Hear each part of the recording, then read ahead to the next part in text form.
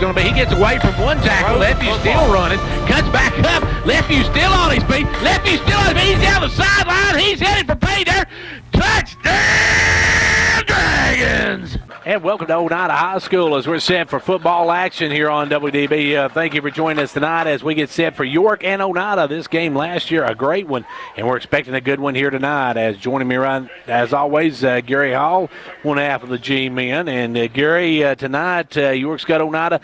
Last year it was a thriller, and we look for a good one this year as well. Yeah, we do, Gary, and actually I think we're going to have the anthem here. Okay, so we're going to take a timeout for a word from Progressive Savings Bank, and we'll be back in just a moment.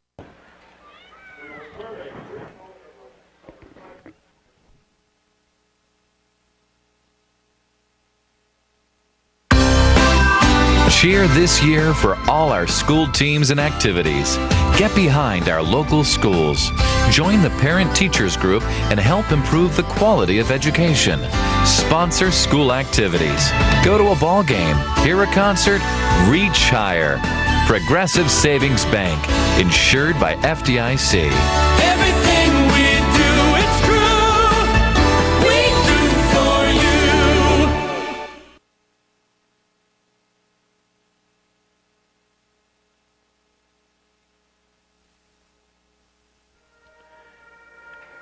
And back here at Oneida High School, where we've got the alma mater being played, Gary, for the national anthem. And the Oneida band, the Indians marching band, always a great performance. Yeah, it is. You know, having not a lot in number, but do a good job, Gary. And once again tonight, doing a good job as well.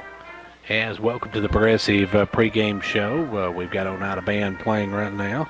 I want to thank our sponsors for tonight's action. Fentress County Executive Jimmy Johnson, State Representative John Mark Wendell, Hall's Family Pharmacies, and Sports and Outdoors, First Volunteer Bank, Gary Maxwell Insurance, Fitris Farmers Co-op, McDonald's of Jamestown, Med3 Pharmacy, Condition Heating and Cooling, Twin Lakes, and Pizza Hut of Jamestown, our sponsors for our live broadcast. Our pre- and post-game shows brought to you by the good folks at Progressive Savings Bank. Our halftime stats by Old Ben Franklin Ford. Our player of the game brought to you by Hall Sports and Outdoors and Family Pharmacy. Now we're going to have our national anthem, so we'll take a break and we'll be right back. It's football time on the mountain. At Progressive Savings Bank, we know running your small business is a lot like coaching a team. You call the plays that drive your business towards success, and we're your number one fan. After all, you provide the products, the services, and jobs that keep our local economy moving forward. We partner with small businesses to help you reach your financial goals with free business checking and flexible financing to help operate and grow your business with the right financial equipment to keep you in the game.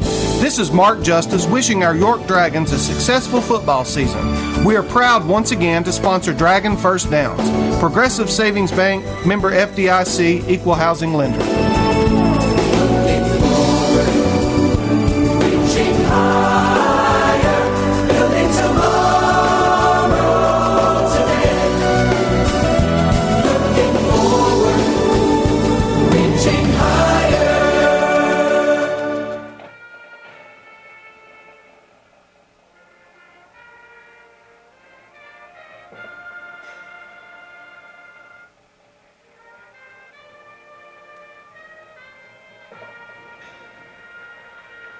And back here at Oneida High School, where the Oneida Marching Band just an outstanding job as always with the national anthem. Gary, these two teams come here now both sitting at 1-0 in the district, or 1-0 on the season.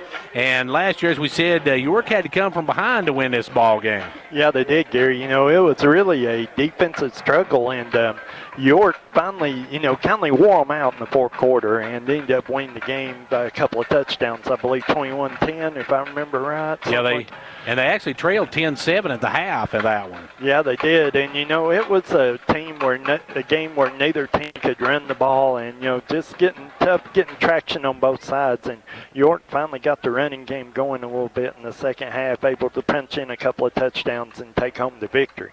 If you take a look at some of the returners from last year, Thomas Miller had 115 yards last year in this game.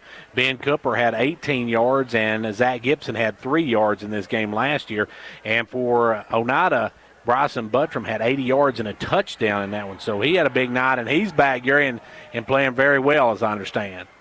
Yeah, he last week had 16 carries for 53 yards, scored a touchdown in their win.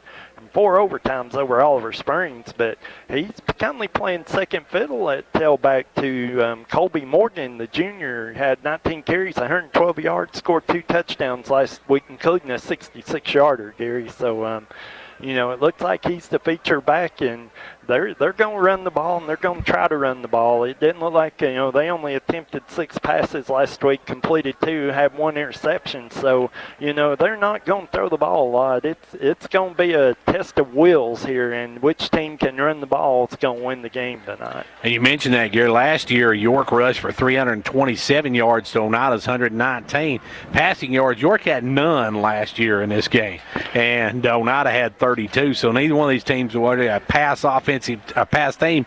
And since 05, York's kind of had Oneida's number. They're 4-0 since 05. Their average win is by 15 points. Their average score, York averages 24 points a game.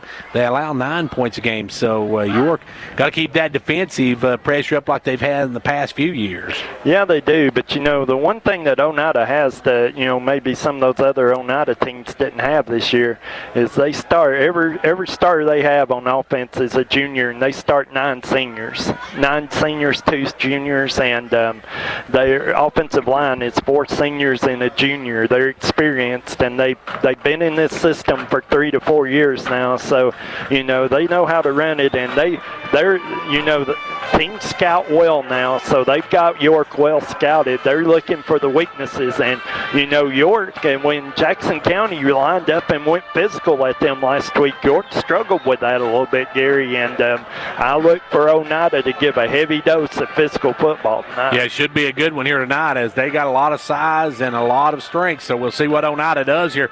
Now, there's some other big games went on last week. There's some big games going on tonight. We'll look at those right after this final break from Progressive Savings Bank.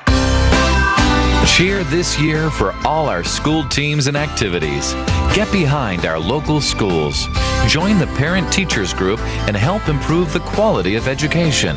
Sponsor school activities. Go to a ball game, hear a concert, reach higher. Progressive Savings Bank, insured by FDIC. Everything we do, it's true. We do for you. Back here at Oneida High School, where, Gary, we talked about games last week. Of course, Pickett County opened up the season, a 16-8 winner over Oakdale.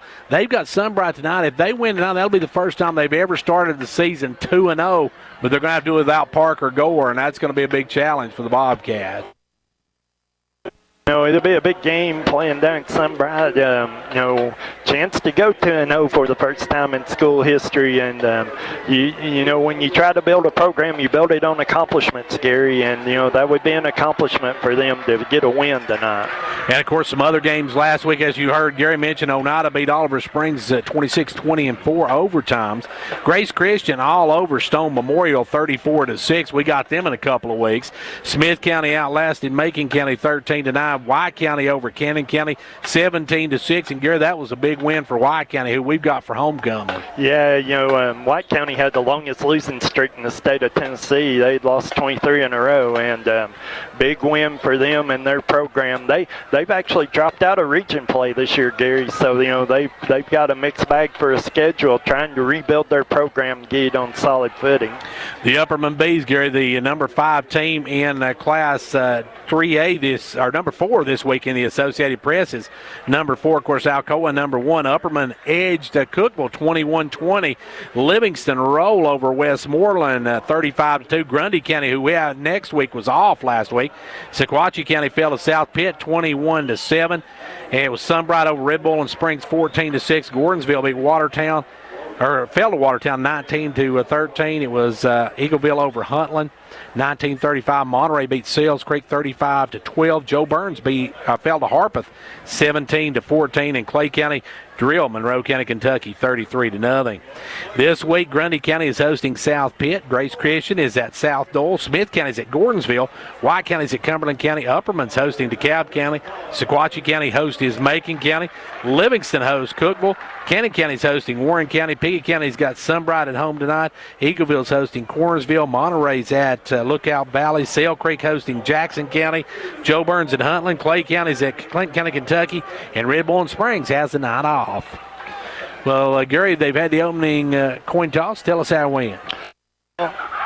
York, of course, chose the toss, and Oneida won the toss. They've deferred. York will get the ball to start the game. So we'll see what the Dragons can do right off. You take a look at the starting lineup for the Dragons. Of course, handling the calling tonight is Dalton Barger and Gary. York a little bit sluggish till Dalton come in last week. Yeah, and he showed rest too. He hadn't practiced, and he had showed a lot of rest, and it showed in their offense in the first half, Gary. And finally got some things on track in the second half, and then kindly wore Jackson County out in that fourth quarter. And Gary, there's one thing that really stood out in last week's game, of course, was the defense, the pass defense for York. They really struggled. The pass defense had Jackson County not dropped several passes. It might have been a different ball game. They did drop several passes, but they completed several passes too, and probably passes they shouldn't have completed, Gary. And York looked very sluggish. Of course, Jackson County, there was not a lot of precision to it. They just ran to a spot, and they were throwing the ball and completed 17 passes last week. Rimke Chitwood will kick it away, and he's going to drill this one. That's going to hit and go in the end zone.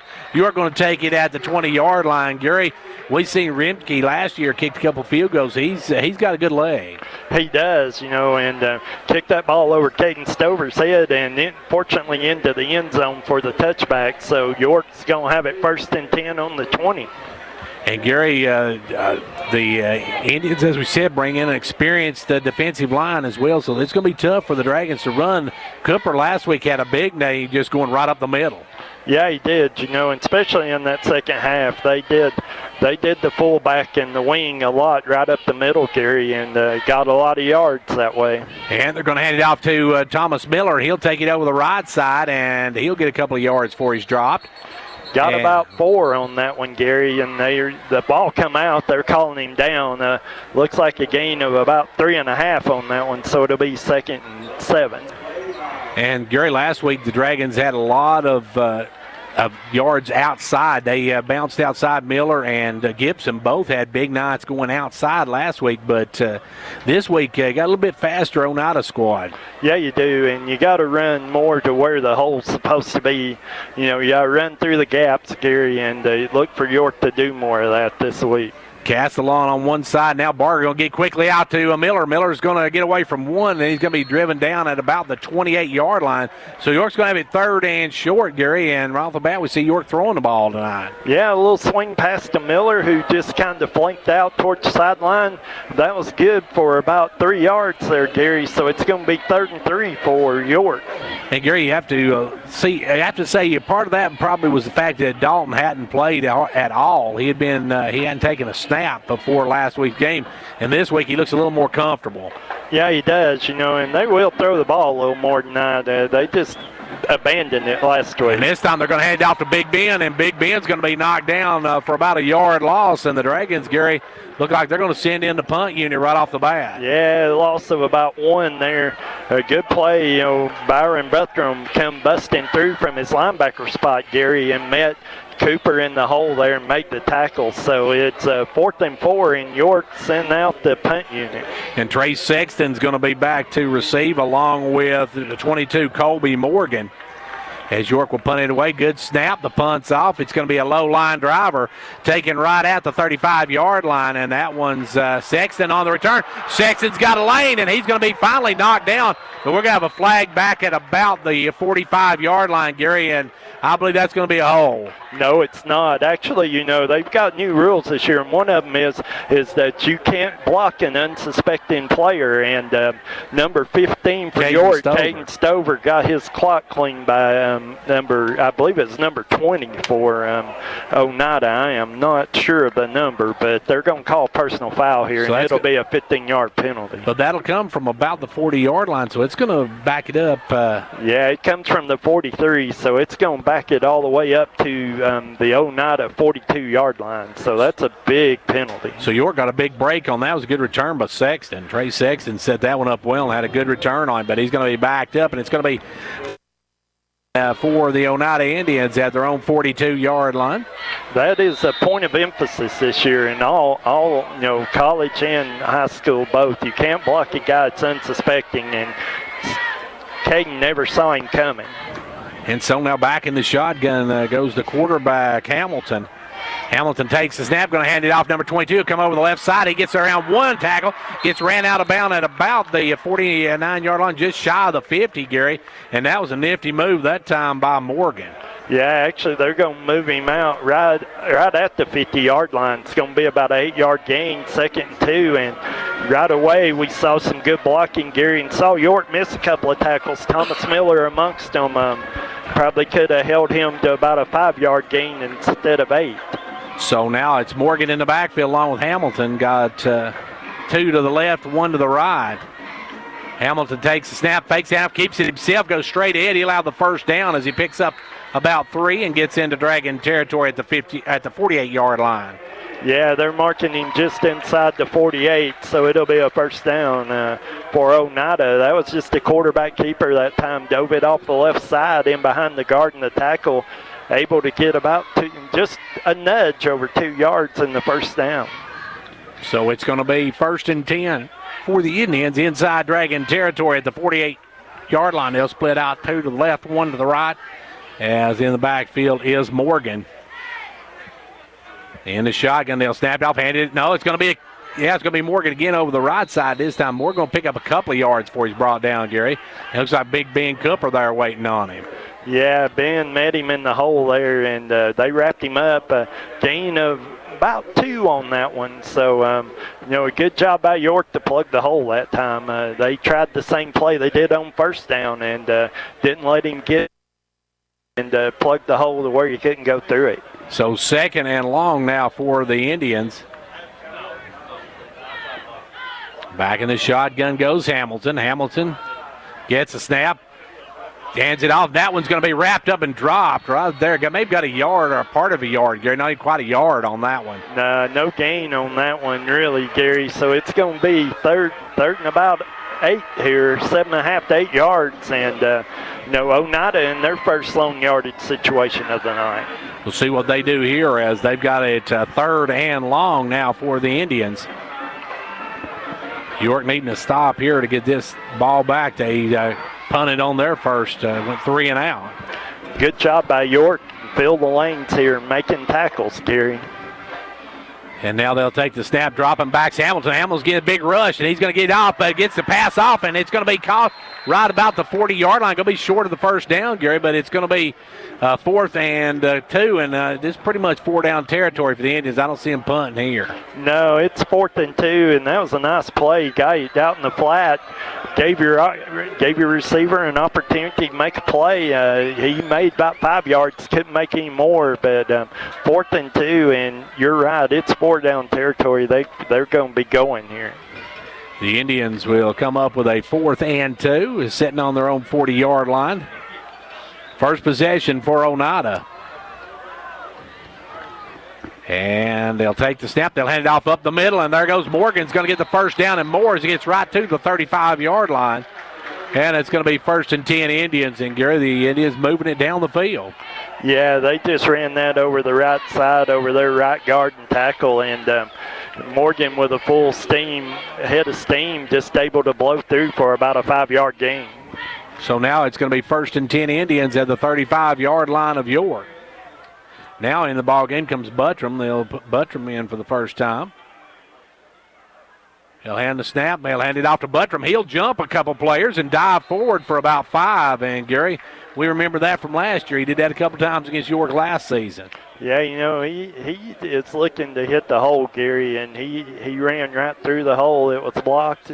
It was, there was a York player in it, so he just turtled him for about 5 yards there. You're going to bring in freshman Austin Cooper. Oneida moving the football. It's 2nd and 5 for the Indians at their own 30-yard line. And now the snap is going to be the keeper by the quarterback, and he is going to be wrapped up and dropped after a couple of yards gained. So he gets a couple of yards, and coming in for your good job that time, coming in and wrapping up that foot was number 5. Isaiah Strong, he actually read that play. It's coming in off the right corner here and read the play and grabbed the hold of the ankle. Couldn't get him down, but was able to hang on to him to help. Got there, held him to a couple of yard gain. But, of course, this is the 4-down territory for the Indians as they sit at the 3-yard or the 30 or inside the 30-yard line, the 28. Snap, they'll hand it to Buttram. Buttram going to go right side, and Buttram's going to get the first down and more as he gets up to about the 23-yard line. And here that time, Johan West had to submarine him to bring him down. Yeah, him and Thomas Miller combined on the tackle there, Gary. But, the thing that Oneida's winning the offensive line of scrimmage right now, and they're making the hole big enough that the back's being able to get past the line. And then the defensive backs, the safeties, and the linebackers are having to come up and make the plays. York brought in big number 77, Ricky Bobby, as they called him when he played at Byrdstown. He actually played for Pickett County last year. Ricky Clark, the junior. Thomas Miller got a cut on his arm, has a little blood, and he had to leave the game to get that tended to. And so we've got Thaddeus Tolman in.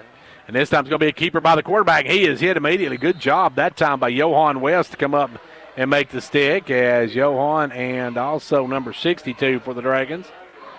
That is Edward Stockton come up and made the hit on that one quickly and actually got a loss of about a half a yard. Yeah, a big play by York to plug that hole. Put them in, it's still probably close enough to be 2nd and 10. So, but still, you want them in a long yardage situation here and try to make a play, Gary. So back in the shotgun goes the quarterback, Hamilton.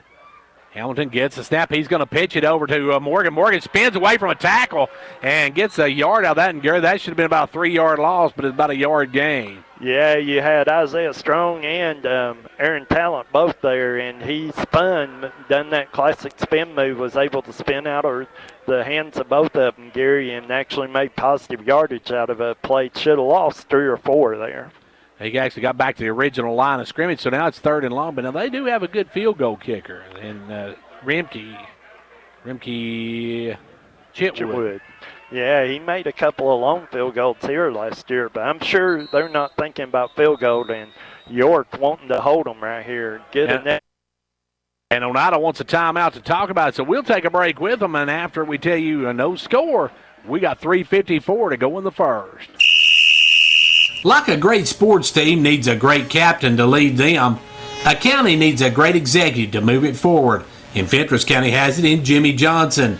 Jimmy believes in this county and its endless possibilities. So for great sports and a great county, be like County Executive Jimmy Johnson and back Fentress County all the way.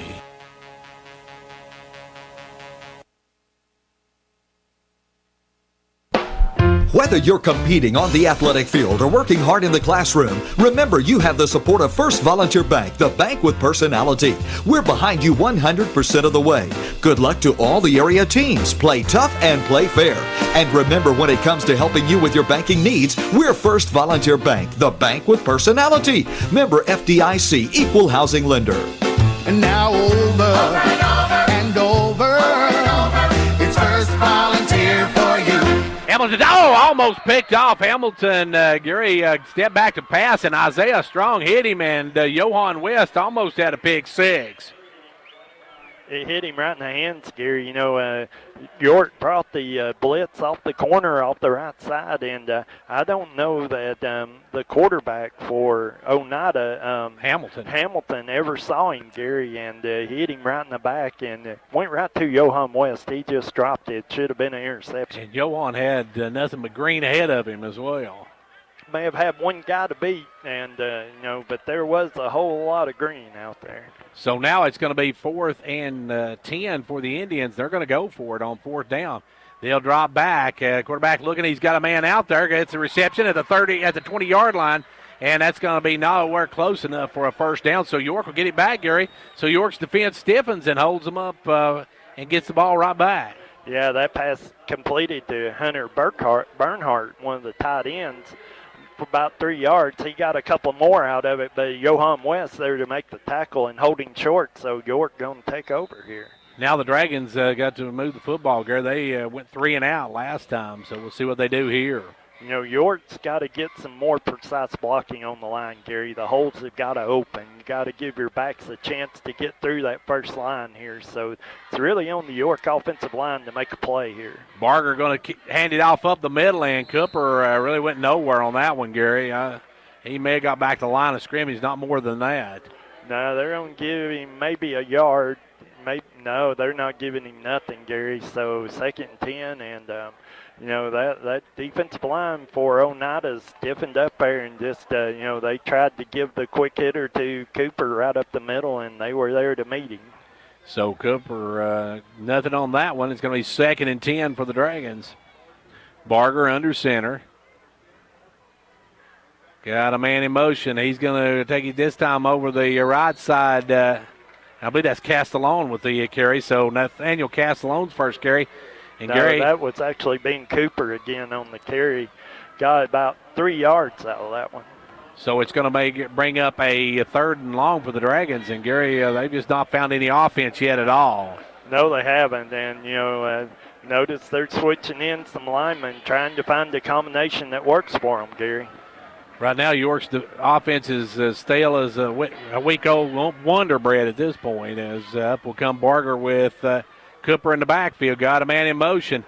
And now Barger going to hand it off this time over the left side. That's going to go for a loss as Miller, Gary, was ran down and thrown down very quickly by number 5, Buttram. Buttram just ran him down. And York, 1-2-3 kick. It's the football version of the can here. Yeah, that play is a little bit of trickery there. They looked like they were going to run an option type thing, and Barger just tucked it in the chest of Miller, but Buttram there to meet him, Gary. And so now York will play away. Slow snap, and that one's going to be a big rush as getting away, though, is Miller. Miller's got some room up the sideline. He's the 40 to the 48-yard line, and Tom making something out of nothing that one, Gary. Yes, he did. That snap was off to his left a little bit and low, and by the time he went to kick it, he saw it was going to be blocked, so he faked out that guy and got around the corner, got some ringer, and Gary, and actually turns that into a 27-yard gain. So a 1st and 10 for the Dragons. Their first down of the night comes on a busted play. As they were attempting to punt it away, but busted play gives them a first down and a 10 at their own 48-yard line. Barger under center. Got a man in motion. Going to hand it off up the middle of Cooper. Cooper going to bust it up to the 50, Gary, and that mill's just not open right now. No, it's tough sledding in there. Oneida with nice size on their defensive front, Gary, and they're changing players out, and, they're managing to plug up the line of scrimmage right now. Going to be 2nd and about 8.5 for the Dragons. They get all the way down to the 42-yard line. About 8 yards. They got it to right at midfield. Barger, man in motion, will fake it to Cooper. This time Barger going to keep it. Barger gets up over the 50, Gary, but not much running there either, as Oneida very quick, able to cut off those holes, or stop up those holes, as I believe that's number 2, Bowling coming in to make the stop. Yeah, run a little option there with one of the wings, and Castellone, and actually Barger had a little bit of a hold side to keep it, but he closed up pretty quick, only got about a half a yard out of that. So Barger now will bring his unit up. He's got one man split out wide to the left, one to the right. Got a man in motion. He'll roll out. Barger is getting a big rush. Now Barger's going to have to get rid of it. Barger's going to change it. We got a flag on the field, and that's probably going to bring it back whatever happens. Barger's going to get some yardage, stops, jukes, and gets actually a first down. But Gary, the rag back here, I believe is going to be a hold on York or a legal block. Yeah, I think number 51 for Oneida, Creighton May, was in pursuit, and I believe he got held. Yeah, they say a holding call, and that's not all that, Gary, but they're going to lose all the way back from about the 42-yard line. That's actually the 41's where the hold happened. That's where they'll mark the penalty off from. So this is going to be, Gary, 3rd and 29. York will have to get to Helenwood to get a first down on this one. Yeah, so they'll have to get, they're on 31, and they're going to have to get all the way to the Oneida 42 to get a first down. So one thing here, Gary, they want to get some positive yardage so the punter can have a chance to maybe get a little bit pin back to the Indians. They were 3 and out. Get you a few more yards so your punter Miller can hopefully get that out of there and maybe reverse a little bit of field position. So now up will come Barger. And we have got a timeout called by York. Timeout on the field. We're still scoreless with 4.9 seconds to go here in the first half, or 49 seconds to go here in the first quarter. The Gary Maxwell Insurance Office offering area insurance is located at 300 West Central Avenue in Jamestown. Get a free quote for your home, auto, life, or business with no obligation to buy. Call 879-1251. Shane Beatty, Katie Cooper, Tammy Robbins, and Brad Rains agents, along with Jeff Robbins, manager, will be happy to assist you. That's Gary Maxwell Insurance, located 300 West Central Avenue with locations in Livingston, Cookeville, and Gainsboro.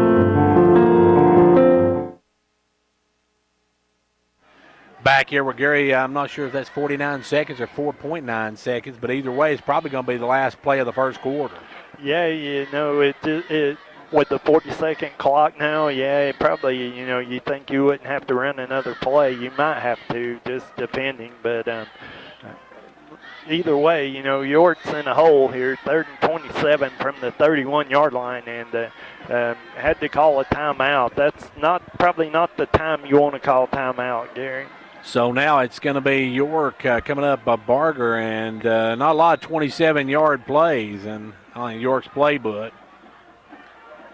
See what happens here. They're going to drop back. Barger's going to keep it. Barger on the quarterback keeper goes straight up the middle and gets to the 39, and that's going to end your first quarter. We're through one of them, and it's a scoreless ball game after one. Lefty's going to keep it. It's going to be. He gets away from one tackle. Lefty's still running. Cuts back up. Lefty's still on his feet. Lefty's still on his feet. He's down the sideline. He's headed for pay dirt. Touchdown, Dragons! Hello, everyone. This is John Robbins on behalf of State Representative John Mark Wendell, wishing the York Dragons many touchdowns and many wins during the 2018 football season. John Mark is happy to be a sponsor of the play-by-play broadcast and hopes that you enjoy each and every game. Again, on behalf of Representative John Mark Wendell, this is John Robbins saying, best of luck, Dragons. Philip Hall, owner of Hall Family Pharmacy in Jamestown and Clark Range, invites you to the new Hall's Sports and Outdoors, now open in downtown Jamestown. Hall's Sports and Outdoors carries top quality sporting equipment and accessories from top names like Costa, Timberland, and more. Stop in at the new Hall's Sports and Outdoors for everything you need for the woods and field. Jamestown has a new sporting goods store. Hall's Sports and of South Main Street and Livingston Avenue across from the historic courthouse in Jamestown.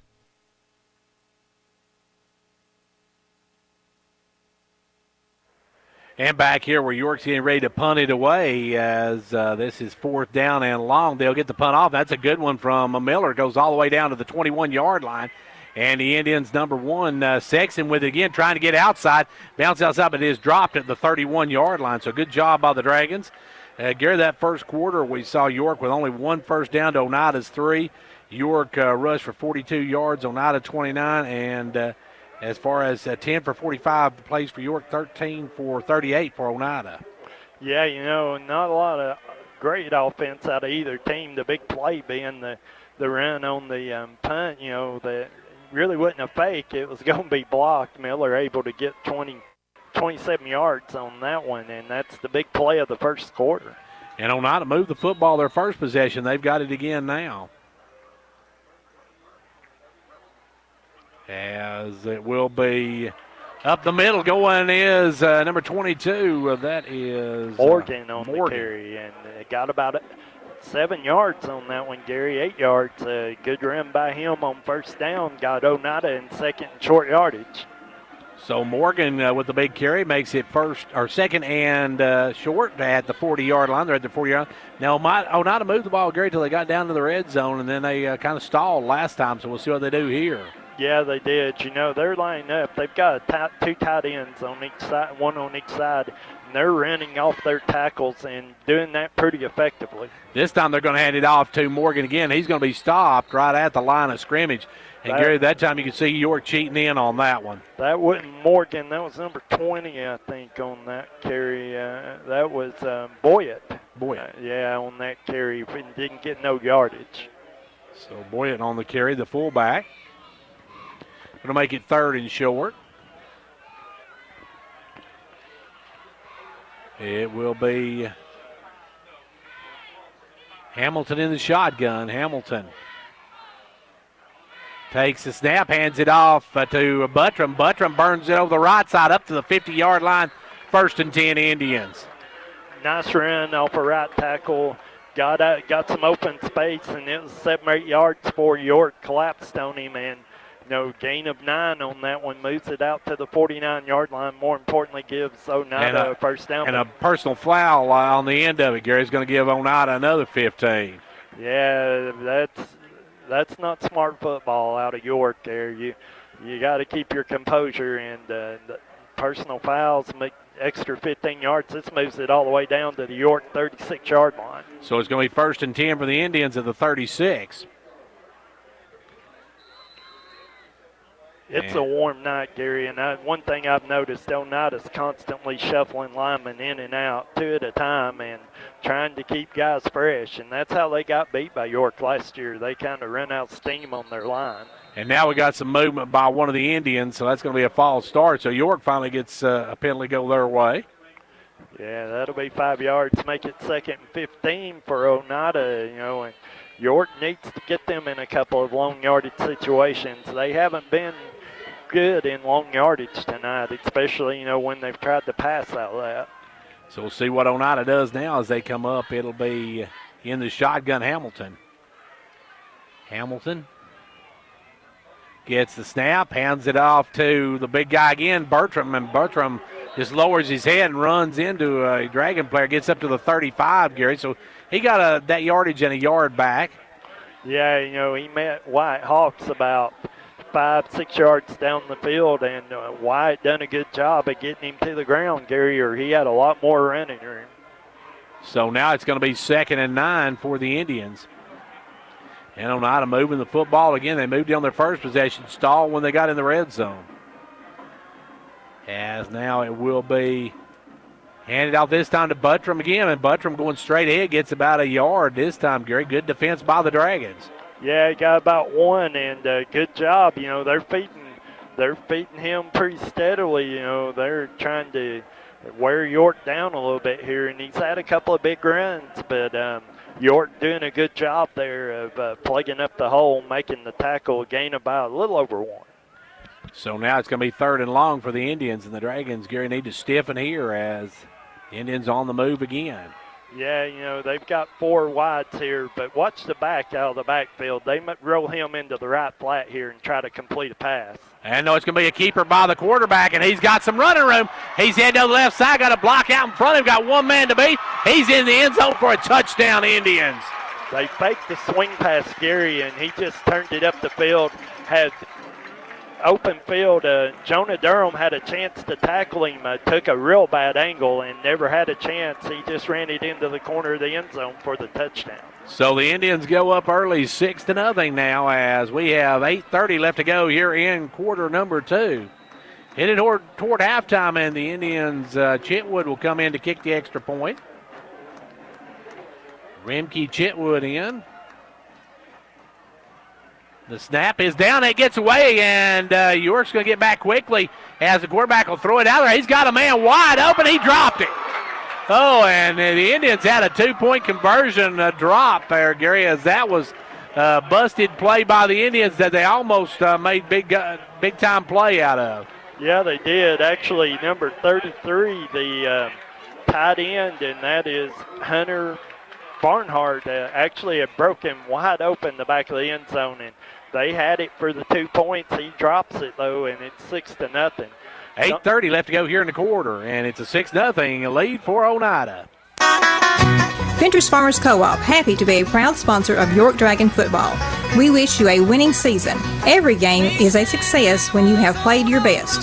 Fentress Farmers Co-op, bringing you quality products from feed, seed, and fertilizer to automotive, to animal health and pet products, to gas, diesel, and propane, to clothing and boots for the family and a gift shop.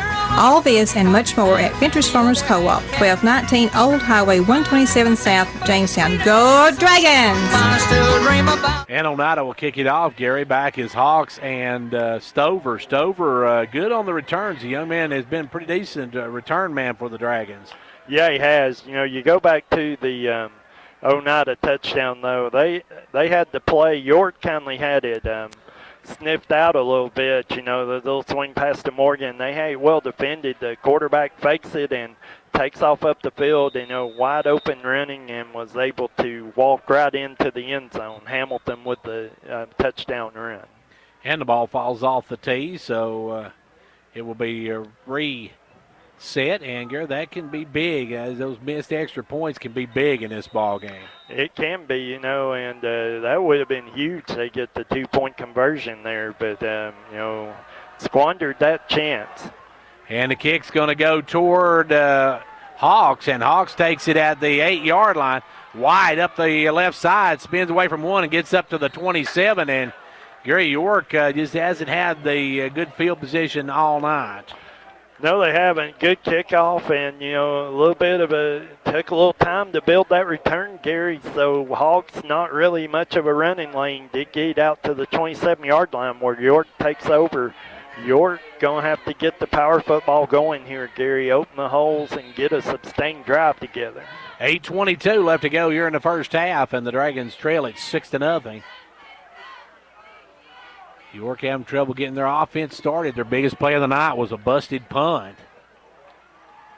As Barger under center has got a man in motion, going to give it off this time to Castellon, and Castellon just fighting. Gary getting some good yardage on that one. Real nice run by Nathaniel there. He actually gets about 6 yards on first down, 7 yards, and you know, a real nice run, tough run. That's what York needs, a few tough runs here, and nice to see that out of Nathaniel. So it's going to be second and about 3.5, 4 yards for the Dragons as they'll come up. York needs to get some momentum. They just really not had any offensive punch here early. Snap going to be handed off to Miller over the left side, and Miller gets a couple yards, keeps fighting, maybe picks up close to a first down, Gary. Going to be real close. I believe they're going to give it to him according to the side judge on the other side, and we'll see here. And they want them. First down. Yeah, the referee's signaling first down York. So a couple of good runs there to get a first down, Gary. And York needs more than anything, Gary, some momentum right now. Big Mo has left the building for them. Yeah, they do. You know, that was a nice run on first down. They need a little bit more of that right here. So up will come the Dragons. Barger under center. Got a man in motion. Going to hand off Castellon again. Castellon trying to bounce to the right side. Going to be drugged down. And Gary ran into his own man. That time stopped his momentum. And now we got a flag afterwards. For taunting. I believe they're going to get number 23. That'll be Josh Orick for Oneida for taunting. And no, they're going to call that on York. And so that's going the other way here, and not taunting, but going back. York up 15 yards after the 2-yard gain. So now York breaking out the old shotgun and taking off one toe. That's going to back them all the way back up inside the 25-yard line, all the way down to about the 23, Gary. And once again, York has got it first and a couple of miles to go for the first down. Actually, the down will count, Gary. That was after the play, so it's going to be second and about 23 here. That's the kind of penalties that drive a coach mad. Absolutely. You can't have those if you're York either. This time they're going to have, there's a horse collar. No calling that. Ooh. Yeah, big number 78 for Oneida. Grabbed Thomas Miller. That's C.J. King. Grabbed Thomas Miller by the top of the shoulder pads and jerked him down. And no call on that, though. Miller gets about 4 yards on the play, Gary. So it's going to be third and real long. Yeah, third and way out there. They're showing 23, which is about right, 3rd and 23 for the Dragons. Let's say 21, so 3rd and 21 for the Dragons. Got to get all the way out to the 47-yard line. This time they're going to pitch it to Miller. He's got some blockers out in front of him. Well, he gets up the sideline. He may have stepped out of bounds. He did. They're calling him out of bounds. He had a little running room, was going to be close to the first down, Gary, but apparently stepped out of bounds right at the 34-yard line. So it'll be 4th down. York will have to paint away. So York, it will be their 3rd punt of the first half, Gary. Yeah, it will. York went 3 and out, and didn't punt on that one because the snap was bad.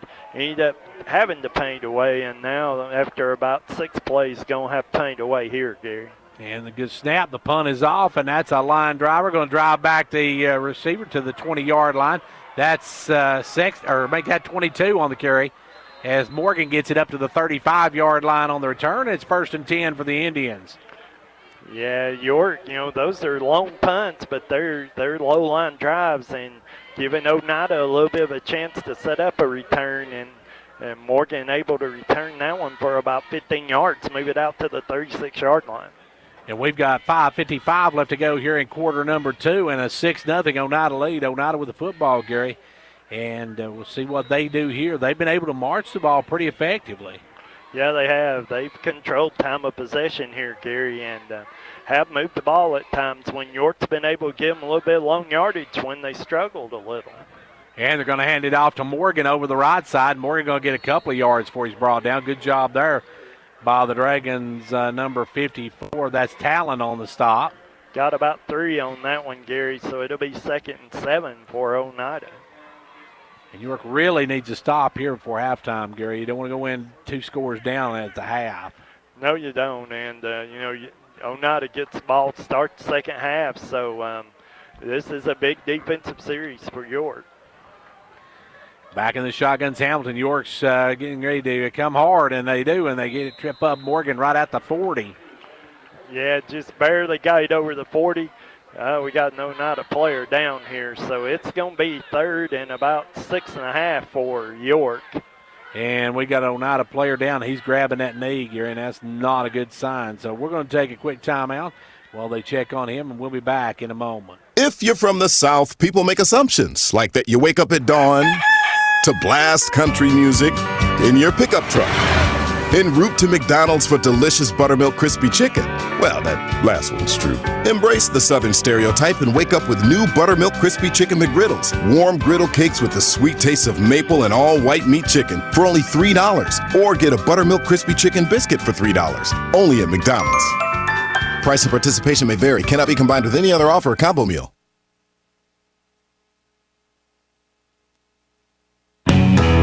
Summer is here. Nighttime is brought to life with the sound of crickets, lightning bugs, and the smell of fresh-cut grass. However, without an efficient air conditioning system, you're also brought to life with sleepless nighttime sweats. Don't suffer this season. Sleep easy with the top-of-the-line Carrier air conditioning unit. Financing is available with approved applications, so call today to schedule your free quote. Carrier, turn to the experts. Call Condition Heating and Cooling today. Condition Heating and Cooling. And Gary, number 63, coming off the field, and good to see him walking. He's hobbling a little bit, but at least he was able to get up. Yeah, Sebastian Cecil, an offensive lineman there, got caught up in the pile somehow. Looks like he was looking at his knee, but he's hobbling a little, but was able to get off, and they're not attending to him right now at the moment. So, see, it looks like he's trying to shake him off, say he's okay. Now the snap back quick out to number 2, dropped the football as wide open over here was Bowling, and Aaron Bowling. Gary just couldn't go. That was a little low, though. Yeah, that wasn't the best of passes by Hamilton. That ball low and kind of skipped in there, and Bowling couldn't make the play, so it's 4th down, and York going to send Hawks and Durham back to return this punt. And punting will be number 22, so you got to keep an eye on him, too, as that is Morgan back to punt. Morgan going to get the punt off, and it's a good one. It drives wide. Hawks back, and he can't handle it. It's going to roll all the way down to the 6-yard line, Gary, and that was a blunder by Hawks. He should have come up and made a play on that one. Yeah, you got to come up and make that play. You got to catch that ball, and for some reason or another, he was under it, Gary, coming under it, and all of a sudden just pulled away from it. It almost hit him, and bounced another 25 yards down to the 6-yard line and 4-yard line, actually 5-yard line, and York going to start deep in their own territory. 4:40 left to go here in the first quarter, and the Dragons deep in the hole here, trailing 6-0, as it will be Barger under center.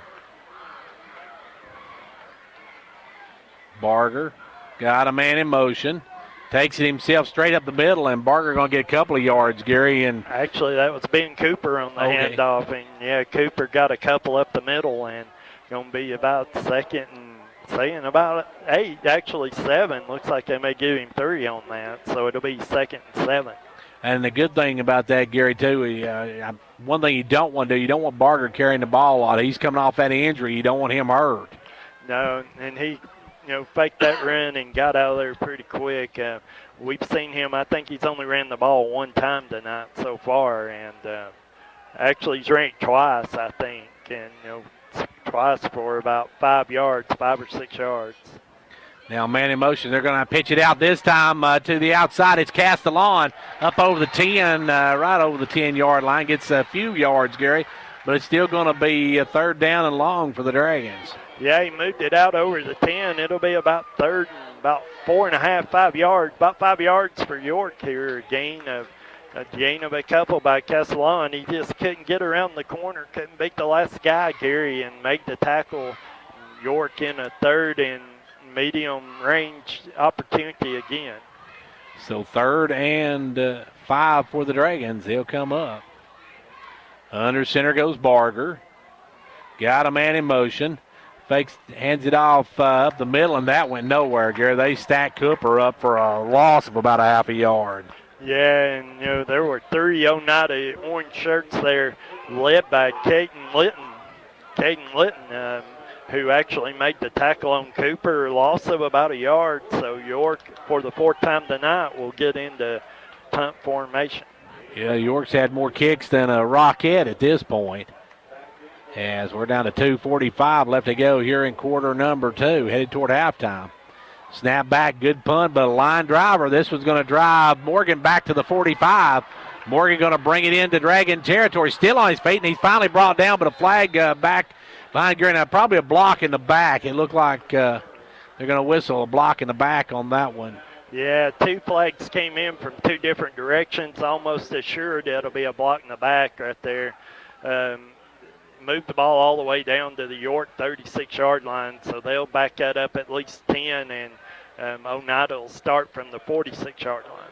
Yeah, block in the back, and that'll back us up 10 yards. So Oneida will still start with great field position, Gary. They've had much better field position than York. I won't say great field position, but they've had a lot better than York has tonight, and this is good field position here. Yeah, it backs it up 10 yards. They're going to start at the York 47, 1st and 10. 2:30 to go in the half. Opportunity for them to get a score and really, put York in a tough situation here to start the second half. So the Indians with the football, 2.5 minutes and a 6-0 lead here in the first half. And the Indians take the snap. They'll look out to pass it. They're looking for a downfield. They got a man out there, but overthrew number 1.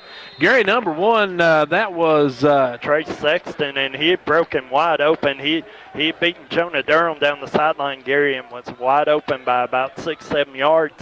Just overthrown a little bit by Hamilton, or they had a sure touchdown. Sexton was wide open. You'd thought York's Jonah Durham owed him money. He's so far away from him. I mean, he was a good 10 yards past him. And now it's going to be 2nd and 10 for the Indians. Nice play call, though, on 1st down. Had him broken wide open, Gary. Just missed him on the pass.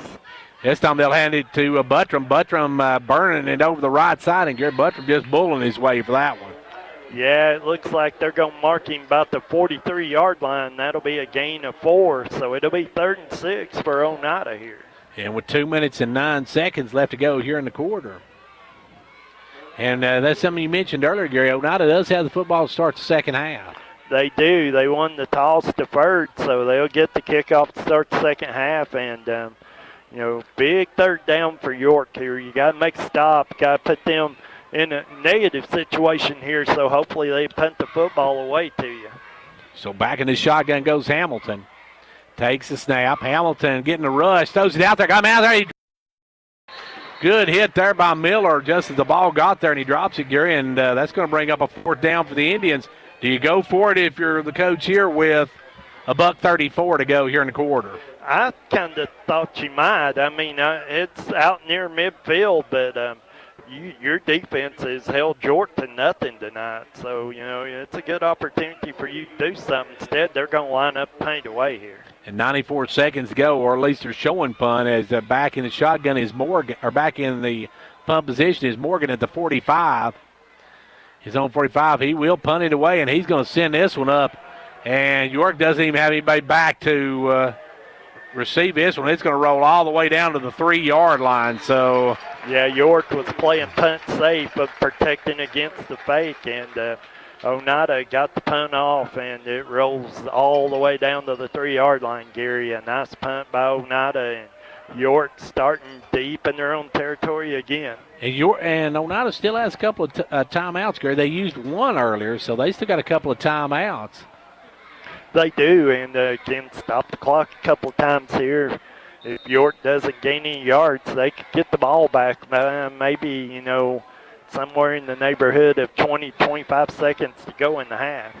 And York's got to be careful not to have a turnover here. That would be really costly at this point. Barger under center. And Barger going to hand it out to Cooper, and Cooper is going to bang straight ahead up to the 5. And we'll see if the Indians call a timeout. Don't see any sign of a timeout being called. York got a player down here, and I'm not sure. I think that might be number 18, maybe. 18. That's 18 to be Tolman. And Gary, where he's grabbing his leg. That's pretty much looks like a cramp. It's either 18 or 16, and I don't think that's Miller. I'm not. 16 would be. Actually, 16 would be Thomas Miller. And 18 is Tolman. Tolman, yeah, Thaddeus Tolman. Tolman, yeah. So it's one of those guys. I'm not sure which one. I'm not. He was at the bottom of the pile. I think he was the ball carrier here, Gary, and they're working with his leg a little bit. That's a cramp. Yeah, yeah. He's got a cramp. We can clearly see him massaging it now. Well, let's take a quick time out, and then we'll be back after this break. And Coach Charles Vaughn, 17 years of coaching. He took his team to the state playoffs and led them in multiple district and bowl championships. His life modeled teamwork, integrity, and hard work. I'm Joy Vaughn, and this man not only was my dad, but he was my coach. I grew up learning these values, and they are a large part of what Meadow Thrift Pharmacy is founded on. Come out and support our York football team.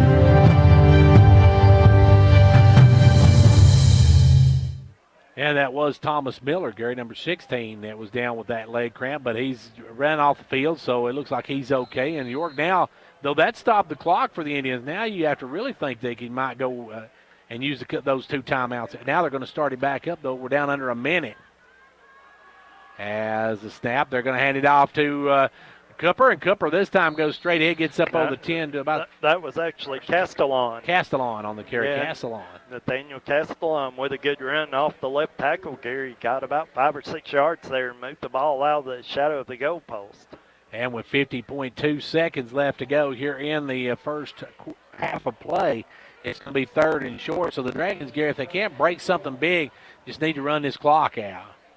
Yeah, they do, and they're signaling it's 3rd down, I believe. So they're marking it short. They had a long look at it to see if it might be the first down, but York really needs a first down here, try to run the clock out, get out of the half. And they'll hand it off this time to Castellon again, and Castellon's hit and driven back. But I think he got enough, Gary, for the first down. He did. He got about a yard on that, 1.5 yards, and it'll be first down York. And York, I don't think will have to run a play here. They got to move the sticks, so they will have to run one play, it looks like. Because they stopped it, so they won't have to run a play. They can take this in if they want to. There's 21 seconds left to go on the play clock, and 20 seconds, well, actually, about a 5-second difference, a 3 to 5 second difference on it. I believe about 3 second difference maybe. York will have to snap it with 1st and 10. They'll roll it out, and they'll throw it out quickly. That goes off the hands of the intended receiver, incomplete. And that's going to make it 6.5 seconds as they were trying to get that one to the Dragons. Gary and Tompkins couldn't reel it in. No, he couldn't. Hit him in the hands, had him rolling out there. The opportunity to make a catch, move it down the field a little bit, and just couldn't haul it in, Gary, so it'll be 2nd down. So 2nd and 10 for the Dragons, and Gary, halftime, York's got to come up with something to try to get the ball, get a little movement in this. Their offense has just been stale. It has, just hadn't been able to move it much, Gary. And this time they're going to hand it off over the left side to number 22 for the. That's Johan West running off the left side. Got 3 or 4 yards, and that'll be the end of the half. We're at halftime of this one, and at the half, it is Oneida 6, York nothing. Back in a moment. Mark your calendars. You are invited to the Twin Lakes annual meeting of members on October 5th. Join us at the Jackson County Middle School as we recap the past year and prepare for the next. Registration runs from noon to 2 p.m. and don't forget to bring your ID. There will be great door prizes and gifts. You will not want to miss this event. Visit one of our 7 local offices for more information. We hope to see you there. When it comes to watching sports, there's no telling what you'll hear. No! But when you order Pizza Hut for the game, you know exactly what you'll hear. What the? Oh, that looks fantastic. Your favorite pizza. Ooh. Those awesome wings. What? Plus sides and desserts. Yeah. All waiting at pizzahut.com. So order now, because no one out-pizzas the Hut. What game? Product availability, prices, participation, delivery areas, and charges and minimum purchase required for delivery may vary. Delivery charge is not a driver tip. Whether you're competing on the athletic field or working hard in the classroom, you have the support of First Volunteer Bank, the bank with personality. We're behind you 100% of the way. Good luck to all the area teams. Play tough and play fair. And remember, when it comes to helping you with your banking needs, we're First Volunteer Bank, the bank with personality. Member FDIC, equal housing lender. And now over and over. It's First Volunteer for you.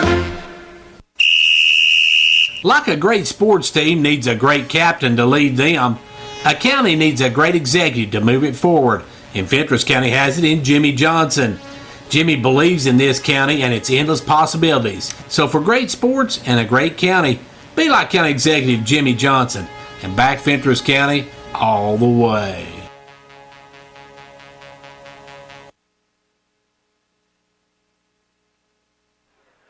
It's halftime here at Oneida High School, and at the half, it is Oneida on top 6-0 as we get set now for the Oneida band to play here in just a moment. But right now, it's time for the Old Ben Franklin halftime stats.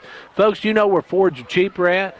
In the country. That's a silly question. Didn't even have to answer that, did I? Hey, we'll be back right after this from Old Ben Franklin. Hi, folks. Bruce Babb in Walberg, Tennessee. Summer heat got you down? Give us a call at 1-877-NEW-FORD and let us get you a sizzling hot deal on a newer pre-owned vehicle. We have a great selection of new inventory, including the all-new 2020 Ford Explorer. We have discounts up to $10,000 on all in-stock vehicles, and don't forget our zero-down, $199 a month Ford Fiesta. We also have a great selection of pre-owned vehicles with 5 trucks under $10,000. Whatever you're looking for, come and see us or visit us online at oldbenfranklinford.com. If we don't have it, we'll find it for you. We have faithfully been serving East Tennessee for 3.5 years, and our customer satisfaction is in the top 2%. Let us show you why. Remember, folks, Fords are cheaper out in the country. Give us a call or visit us online at oldbenfranklinford.com. Come and see us today, 1-877-NEW-FORD.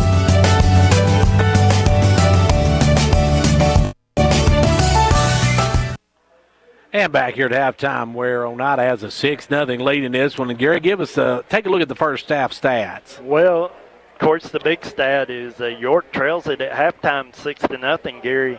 In the first half, York only 3 first downs, all those by way of rushing. And York ran the ball 21 times, 87 yards, 1 of 2 through the air for 3 yards, 23 total plays, 90 yards. Oneida, 6 first downs in the first half. They ran it 19 times for 95 yards. They've completed 2 of 6 through the air for 9 yards. They've had 25 total plays, 104 yards. York, amazingly to me, has 1 time of possession in the first half, 12:41 to 11:19. So York won the time of possession. It just didn't much feel like it, Gary. And, probably the other big stat in the first half, 6 called penalties, 3 for 51 yards for York, 3 for 31 for Oneida.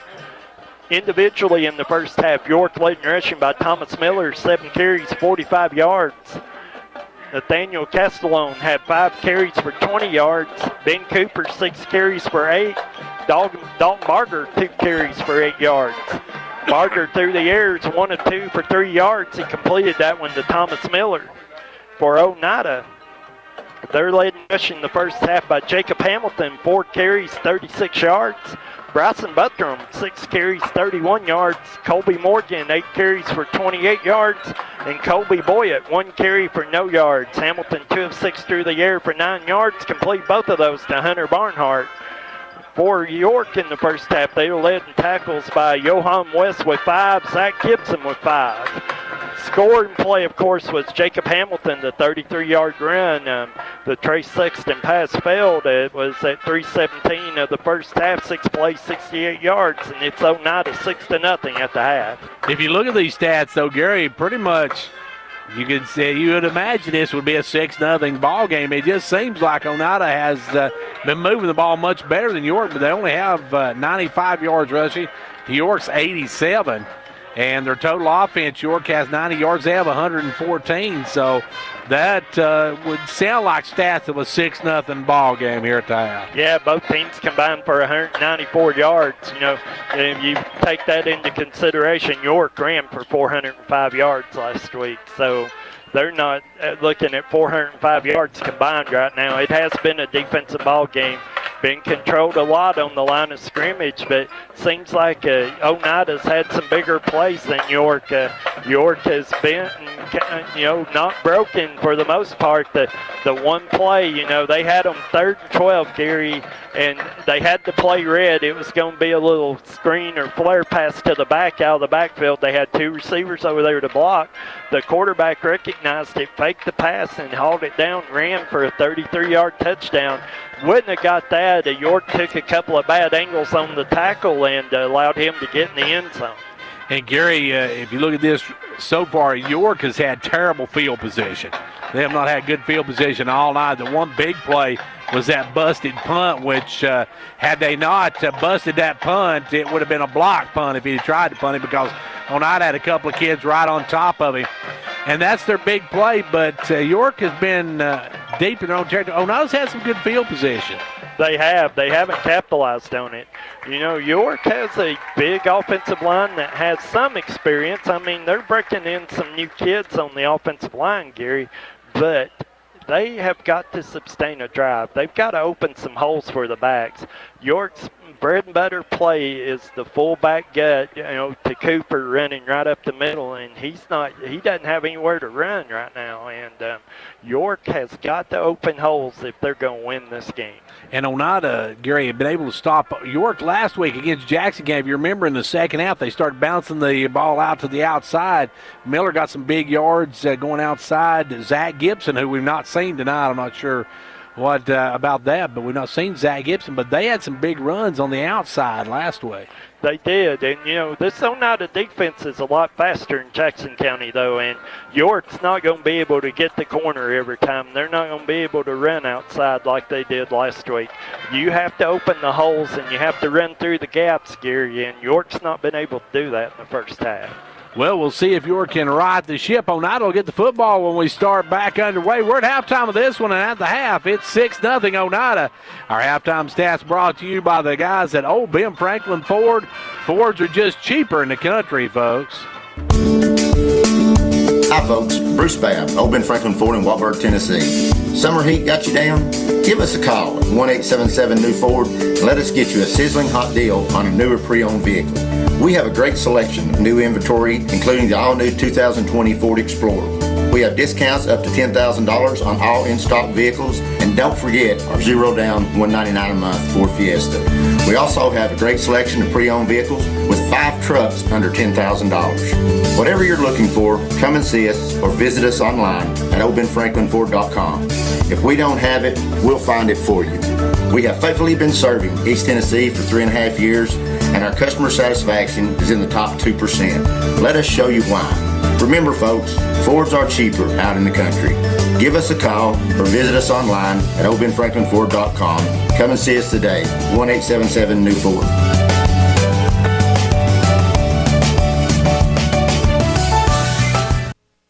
Gary Maxwell Insurance Office offering area insurance is located at 300 West Central Avenue in Jamestown. Get a free quote for your home, auto, life, or business with no obligation to buy. Call 879-1251. Shane Beatty, Katie Cooper, Tammy Robbins, and Brad Rains agents, along with Jeff Robbins, manager, will be happy to assist you. That's Gary Maxwell Insurance, located 300 West Central Avenue with locations in Livingston, Cookeville, and Gainesboro. And back here at Oneida High School, we're getting ready for the second half, get underway. And Gary, we talked to some of the coaches at York. They said they just made the proper blocks. They think they can open this offense up some. Yeah, I mean, it's obviously, this is a line of scrimmage game, and that's an old cliche, but really it is for York. York has to get the offensive line clicking here, Gary, and get holes open that the backs can get through, and they did not do that in the first half. And if they're, like I said right before the last break, if they're going to win this game, they have to make holes in the offensive line that the backs can get through. If they can make the holes, the backs, once they get in the open field, you know, Miller is a guy with great speed. You know, we've seen him go off with cramps. That's a little concerning, but you know, he's a guy with fabulous speed, and we saw Castellon, you know, do some tough running between tackles, you know, so, but the offensive line's got to get them some holes and make, you know, they've got to get some blocks on this tough Oneida defensive line. Gary, they must have really studied the playbook of York from last week, the video from last week, because they have shut Ben Cooper down. Yeah, they have, you know, and if you played York as often as Oneida has, you know that their favorite play out of the wing tee is going to be to hand it to fullback right off the center, either on the left or the right side behind the guard, try to get what you can. And Oneida has done an outstanding job of stopping that play, which means you got to use one of your wings and you got to run that ball off the guard, off the tackle, through the B and the C gaps, Gary, and try to get some space in the second half. And if York can, Gary, something they didn't do at all in that first half here tonight was be able to bounce the ball outside. They bounced the ball out against Jackson County, got out on the corner, and actually beat the corners from Jackson County. And that's where Miller and Gibson last week had some great big yards, but tonight, Oneida's just too quick. Yeah, they are. You know, they've got great speed. Their running backs play linebacker on defense, Gary, and they have good speed at that tailback position and also at the fullback position. And those guys can run, and you know, with them being able to run, York having a hard time breaking it outside. So we'll see what the Dragons can do. Oneida going to get the football to start the second half as they deferred on the opening toss. So they'll have the football when we get ready to get underway here in just a moment. We still got just a few seconds before we start, so let's take a quick timeout, and we'll be right back for the kickoff. Lefty's going to keep it. It's going to be, he gets away from one tackle. Lefty's still running. Cuts back up. Lefty's still on his feet. Lefty's still on his feet. He's down the sideline. He's headed for pay there. Touchdown, Dragons! Hello, everyone. This is John Robbins on behalf of State Representative John Mark Wendell, wishing the York Dragons many touchdowns and many wins during the 2018 football season. John Mark is happy to be a sponsor of the play-by-play broadcast and hopes that you enjoy each and every game. Again, on behalf of Representative John Mark Wendell, this is John Robbins saying, best of luck, Dragons. And here we go with our second half as York will kick it away, and Gary, the freshman, Stover in to do the kicking. Yeah, he's going to kick it off here to begin the second half. For Oneida, it'll be Trace Sexton, and I believe that is Colby Morgan deep here, to receive this kickoff. So we'll see what York does here as the Dragons have struggled to move the ball tonight, but they have played good defense. They've kept Oneida to 6 points. Starting the second half, it's a 6-0 Oneida lead, and here we go. Stover will kick it away, and Stover with a line drive going to be taken right at the 10-yard line by number 22, and he comes up, gets past one, and he's still on his feet. Down the sideline, got one man to beat, gets past him, and he's headed down the sideline, and York's not going to catch him. He's going to take it back for a 90-yard touchdown return by the Indians, Gary, and that line drive kick gave him some momentum, and he got up the sideline, got some good blocks, and tiptoed down the sideline for a 90-yard touchdown return. That's 12-0 Oneida.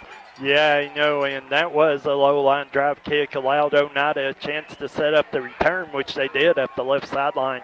Got a couple of blocks, including a big one here about midfield that kind of sprung him.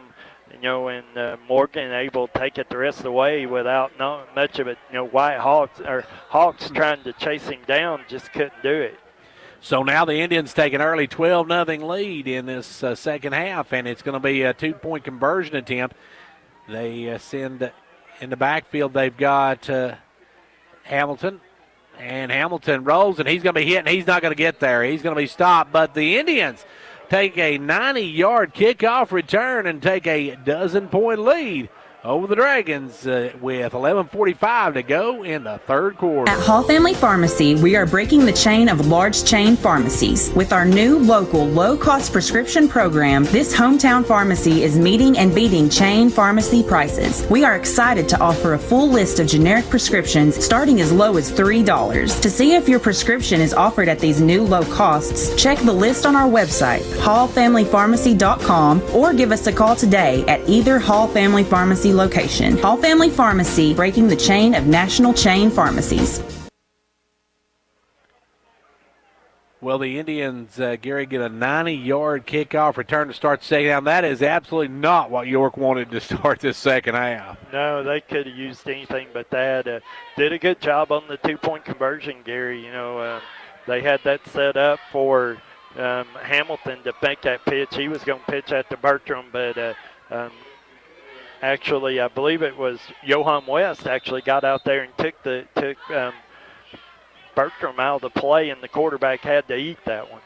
So now it'll be kicked away, and back deep is Caden Stover and White Hawks. This one's going to go toward Caden. Caden lets it hit the ground, picks it up at the 7. He's up over the 10, back up to the 20, to the 22-yard line before he's brought down.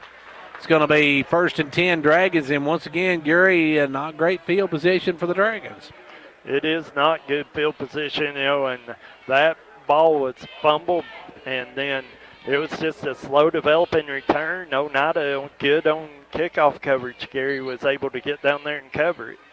So now it's going to be 1st and 10 Dragons, and we'll see if they can get anything going here, trailing at 12-0. The one break for the Dragons, Gary, they have stopped 2 extra points, so they are a couple of touchdowns and an extra point away from being back in the lead of this game. Yeah, it'd be interesting, after halftime to see how the offense comes out here, Gary. They've got to put a drive together. See Ben Cooper in the backfield. Barger under center. Snap, they're going to give it off to Miller over the left side. Miller's got a block out in front of him. He's going to get about 4 yards before he's brought down. Going to make it 2nd and 6. Going to move that out to about the 27, Gary, about 5 on that one. So it'll be 2nd and 5. A good run on first down by Miller. Just running out their basic offense, gave it to him, set up a couple of good blocks out there. And we'll see what York will come up with now as they got Castellon to the right side.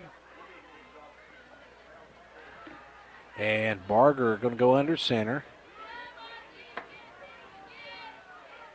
Got a man in motion, and that is Gibson. And Gibson on the carry, and Gary Gibson with his first carry of the night picks up a good chunk of it, and that's what we said. We didn't see him that first half, but he's come out and he's got the first down in this one.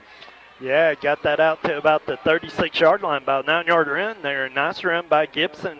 That was good blocking over that right side, too, Gary, that allowed him to get free and get a few yards. So Zach with the first down, and it's 1st and 10 for the Dragons at their own 36-yard line. York comes up under center. Got a man in motion. They're going to hand it to the second man, and that's going nowhere as that one stopped right at the line of scrimmage. And, Gary, I believe that may have been Gibson on the carry that time, got stopped for nothing. Yeah, no gain. Well, they're going to give him about a yard on that, so it'll be 2nd and 9, but not much running room on that one, Gary. Oneida clogged the hole up pretty quickly there. York now with a 2nd and 9 at their own 37-yard line. York needs some first downs and needs some points on the scoreboard. Trailing now a dozen. 12-0 after a 90-yard kickoff return. Now they're going to hand it off to Miller. Miller cutting back inside. He's going to be stopped right at the 40. Nice run by Thomas. Get through the first wave. Got a couple of yards out of that. Got about 3, so it'll be 3rd and 6. And York in a little bit of a long yardage situation for them here, Gary. And they've struggled with that here tonight. They have. They have not been able, their long play is the botch punt, and other than that, they haven't had a play that's went for more than 10 yards, no more than 9 yards so far. So that'll bring Barger up with Cooper in the backfield. Barger got to Miller in motion, hands it off up the middle. No, he's going to keep it himself, spins, and he's dropped right there. Gary got a couple more yards, and that's going to bring up 4th and about, I'd say about 4. Actually, they're going to move that out to about the 43-yard line, so it'll be 4th and 3 full yards here, and this is a big play for York, and it looks like the offense is going to stay on the field here. And, Gary, we'll see what York can do here. This is a big 4th down. You turn the ball over to Oneida inside their own territory. They've moved the ball fairly well, but York's defense has kept them off the scoreboard. And now they'll get the man in motion. They'll give it off. They'll bounce it over the right side. Got a first down and more as banging all the way up to about the 50-yard line is Castellon. And, Gary, when they need hard yards, they give it to Castellon. Yeah, that was a good play, a good call. They just ran their offense out of the wing tee and brought Castellon off the left flank, gave it to him around the right side, and that was some really good blocking led by number 64, Homer York, on the right side over here. It sprung him for the first down. So Homer doing a good job again tonight as now up will come the Dragons. Barger under center. Barger going to hand it off. Cooper up the middle. Cooper breaks one tackle, gets a couple yards, and it gets up into Indian territory to about the 47-yard line.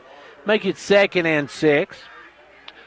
This is the kind of drive you want to see York have here, Gary. A little bit of a sustained drive, moving the football. We got second about 7 here, and you're on Oneida side of the field for the first time tonight. And we see West check in now. Johan will come into the game over on the left side. Yeah, you got him on the left, Miller on the right, and Cooper will be the fullback in this set. And now the snap. They're going to roll it out. They're going to throw it out to Johan. Johan's going to catch it at about the 45, but he's dropped right there. Not much room after he got the ball, Gary. They were waiting on him. He bobbled that, Gary, and by the time he rolled it in, he was tackled. If he caught that ball cleanly, he could have turned and ran with that and got a few yards, I believe. But wobbling the ball cost him any chance to get any additional yards. So we got about 30, got about a yard on that. So we're going to say 3rd and 5 for the Dragons. This is York's already showed it's 4 down territory. You got 2 plays to get 5 yards here. So the Dragons will get somebody in motion. They'll hand it off to Gibson. Or make that Castellon. Castellon over the right side. And Gary Castellon, some more tough yardage, but that brings up another 4th down play. Yeah, it does. That's going to be right at about the 42.5-yard line, and York got to get to about 2 yards here. It's about the 40.5 to get a first down. So going to be 4th and 2 full yards here, and see what 4th down play York's got this time. So Dragons come up with a 4th down. Barger under center.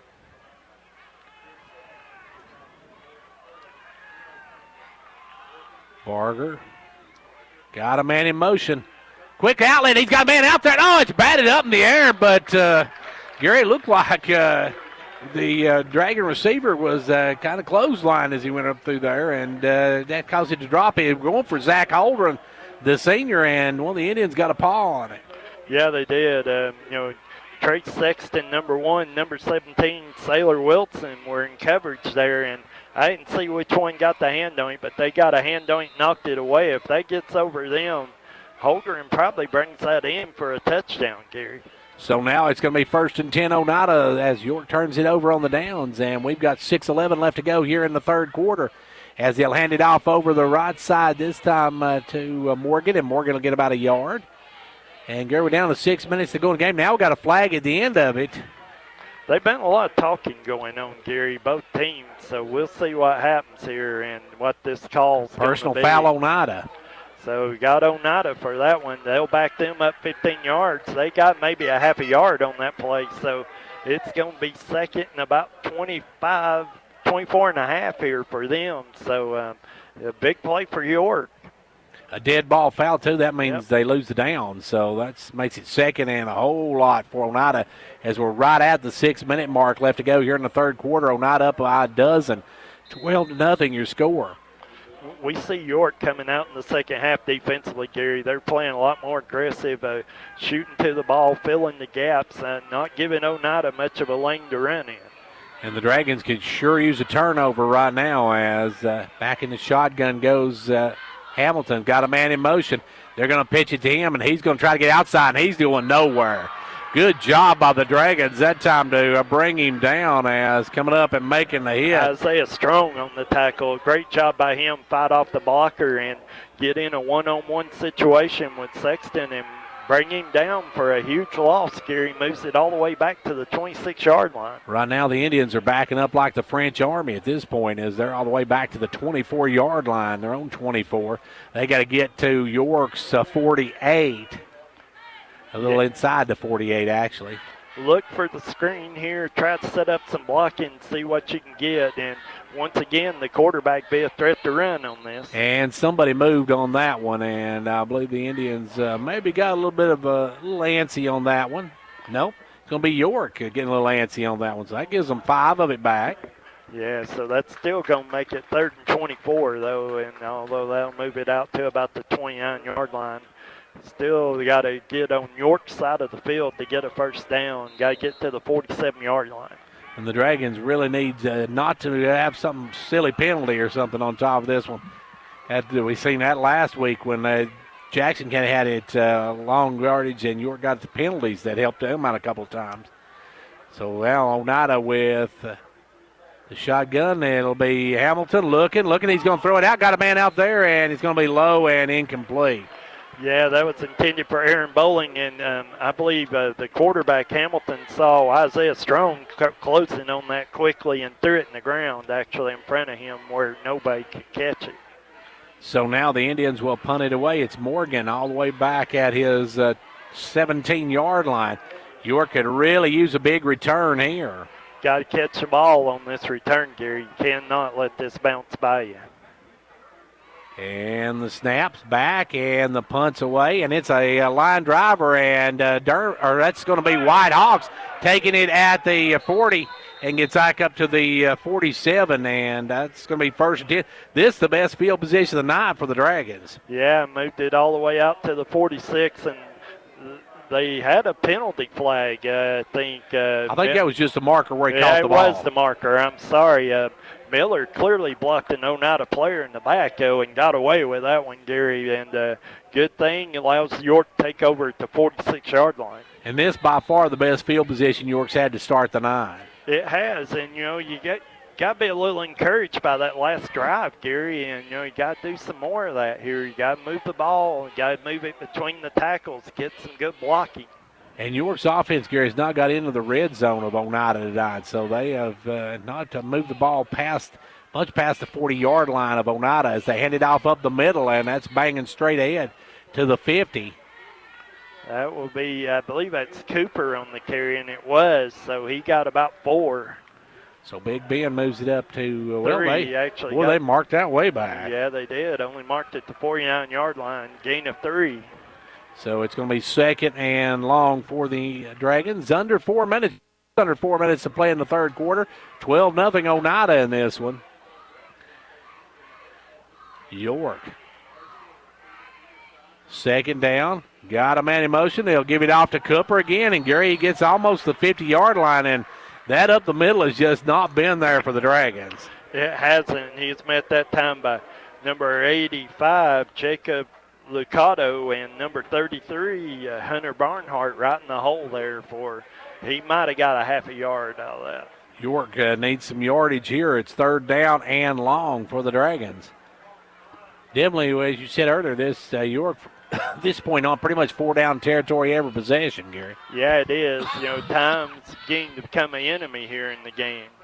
Now it's going to be on the carry. It's going to be Barger, and Gary, that one looked like a busty play. Looked like he wanted to pitch that one to Miller, but one of the Indians was in the way on that one, as that was a good job by the Indians' defense. Yeah, it was, and that play was busted, and he got about 3 yards out of it. It's going to be 4th down and 3, but the punt unit's on, Gary. And with Miller back there, you have to wonder, Gary, what the Dragons are going to do here. Yeah, they're actually pulling one of their deep men up. Actually, Hamilton going to come up here to protect against that. And there's a good punt. That one's going to hang, and they're going to wave everybody away and tell them not to get close to it. And the Dragons going to down it at the 19-yard line. So the Dragons punted away, and the Indians with the football again, Gary, and with only 2:20 to go here in the third quarter, now the clock's your biggest enemy. It is. It's a huge enemy, and I'm not sure why York didn't let that ball hit again. That had a little spin on it. Should have got a few more yards to roll out of that, but chose to down it where it was, and it's down at the 18-yard line, so it'll be 1st and 10 for Oneida. And Gary, comes down to you've got, maybe 2-3 more possessions in this ball game, so everyone's going to become crucial now. As the Indians started their 19-yard line, they'll take the snap, hand it off to number 22, and he is he breaks free. He gets it free from another, and he breaks another tackle. Now he's got some open field ahead of him, and he's got one man to beat, and he's going to go all the way. Touchdown Indians, as Gary, that time the Dragons didn't wrap up, and it's an 81-yard run by Toby Morgan. And Colby Morgan? Colby Morgan, and they had him hold up twice, Gary, and he managed to spin and cut his way out of there and broke into the open. A couple of York players had a chance, and once again we see defensive backs taking bad angles on tackles, so it actually gave them absolutely no chance to make the tackle, and he's able to go 82 yards for the touchdown. It was a good run by Morgan. And Chitwood will drill it through with 2 minutes and 2 seconds to go here in the third quarter. It's now a 19-0 Oneida lead. Ventures Farmers Co-op, happy to be a proud sponsor of York Dragon football. We wish you a winning season. Every game is a success when you have played your best. Ventures Farmers Co-op, bringing you quality products from feed, seed, and fertilize, to automotive, to animal health and pet products, to gas, diesel, and propane, to clothing and boots for the family and a gift shop. All this and much more at Ventures Farmers Co-op, 1219 Old Highway 127 South, Jamestown. Go Dragons! Well, now, Gary, the Dragons find themselves in a big hole as they now trail by 3 scores and 2 minutes to go in this game. I don't know if they'll get that many more possessions. No, you're down essentially. You got to have the ball 3 times, and you got to score all 3 of them. And York, while they've sustained a little bit of a drive here in the second half, it's only one, and it's been the only one all night. And York really got to get something going on offense right away, Gary. So they'll kick it away, and Chitwood comes up, and he's going to line drive this one, and it's going to take a big hop. And taking it at the 25 up through, and there goes White Hawks all the way up to the 43-yard line. Good return by Hawks, Gary, and he almost got him that one back. Yeah, he did. Actually, you're going to mark him, looks like, about the 42-yard line. But a nice return. That ball squibbed on the ground. He picked it up, hesitated just a half a second, and was able to bust through for a nice return, and we've got cramps again, Gary. And that's going to be number 33, Barnhart, went down this time. We'll take a break while they check on him, and then we'll be back after we tell you with $1:54 left to go in the third. It's 19-0. Oneida. If you're from the South, people make assumptions like that you wake up at dawn to blast country music in your pickup truck. En route to McDonald's for delicious buttermilk crispy chicken. Well, that last one's true. Embrace the Southern stereotype and wake up with new buttermilk crispy chicken McGriddles. Warm griddle cakes with the sweet taste of maple and all white meat chicken for only $3. Or get a buttermilk crispy chicken biscuit for $3. Only at McDonald's. Price and participation may vary. Cannot be combined with any other offer or combo meal. Summer is here. Nighttime is brought to life with the sound of crickets, lightning bugs, and the smell of fresh-cut grass. However, without an efficient air conditioning system, you're also brought to life with sleepless nighttime sweats. Don't suffer this season. Sleep easy with the top-of-the-line Carrier air conditioning unit. Financing is available with approved applications, so call today to schedule your free quote. Carrier, turn to the experts. Call Condition Heating and Cooling today. Conditioned Heating and Cooling. And here comes the Indians, or the Dragons, up with a 1st and 10 at their own 43-yard line. They will take it this time. Barger going to keep it, and Barger going to cut back inside, and a good run by Dalton. As Dalton gets up over midfield, Gary. Yeah, almost to the Oneida 48-yard line. Looks like where they're going to mark it. So it'll be a 9-yard run, be 2nd and 1. A good play there, ran a little option out of the wing tee, and he saw a lane, cut it up, got a good run out of it.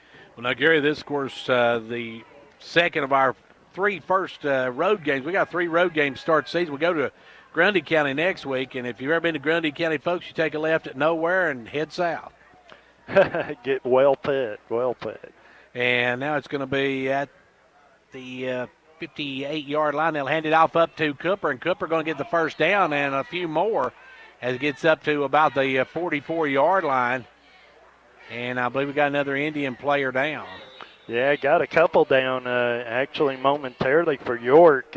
Edward Stockton was down, but he's bounced up. He's okay. And for Oneida, it's number 23. I believe that's Josh Orrick that's down. So Org is down, and we'll take a break while they check on him, and he is holding that leg. We'll see what happens here in a moment. And it looks like a cramp again, but we'll take a break with 1:06 to go here in the third quarter. It's 19-0 Oneida. At Meta-Thrift Pharmacy, managing your medications has never been easier. We're the first pharmacy in the Upper Cumberland to offer strip packaging for your medications. Our MedPack strip packaging organizes your meds in easy-to-open pouches organized by date and time you take your meds. It's simple, convenient, and certain. Let us take the worry out of your medications today. For more information, call 879-8133, or we invite you to come by and see our strip packaging machine today. Twin Lakes is building a fiber broadband network that gives you the connection you need to experience the gig difference. You deserve to stream without buffering, stay connected, or run a business with speed and reliability. With Twin Lakes fiber broadband, you'll have access to speeds up to 1 gig. That's 1,000 megabits per second. With fiber, you'll also have reliable voice solutions, robust TV services, and security and smart control systems for your home or business. Work fast, play hard with fiber.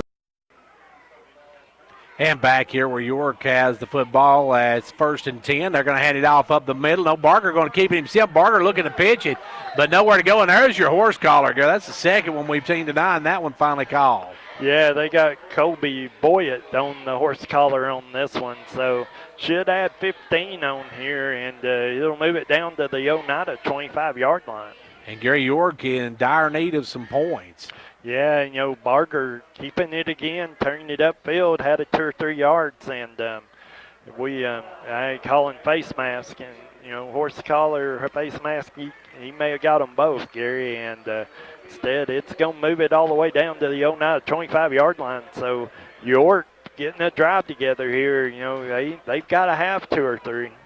The Dragons now with a 1st and 10. We're down under a minute to go here in the third quarter. Oneida on top 19-0.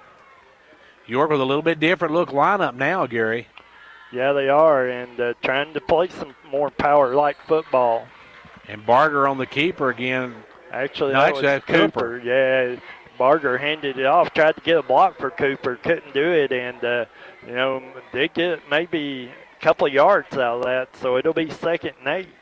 York needing some points. They're down. This as far as they've been into Indian territory, Gary. It is, and see Castellon going out. It'll be it's Gibson coming in to run one of the wings here. Look for him to get the ball. They're in more of a wishbone look here. Look for something that to get the ball out in space a little bit. And the Dragons got the play off just as the clock sounds. It's going to go incomplete as they tried down the sideline for number 3, Allen, but couldn't get it to Jacoby. And we're through 3 of them. Into 3, it's 19-0.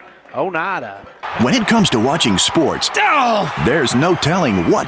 No! But when you order Pizza Hut for the game, you know exactly what you'll hear. What the? Oh, that looks fantastic. Your favorite pizza. Ooh. Those awesome wings. What? Plus sides and desserts. Yeah. All waiting at pizzahut.com. So order now, because no one out-pizzas the Hut.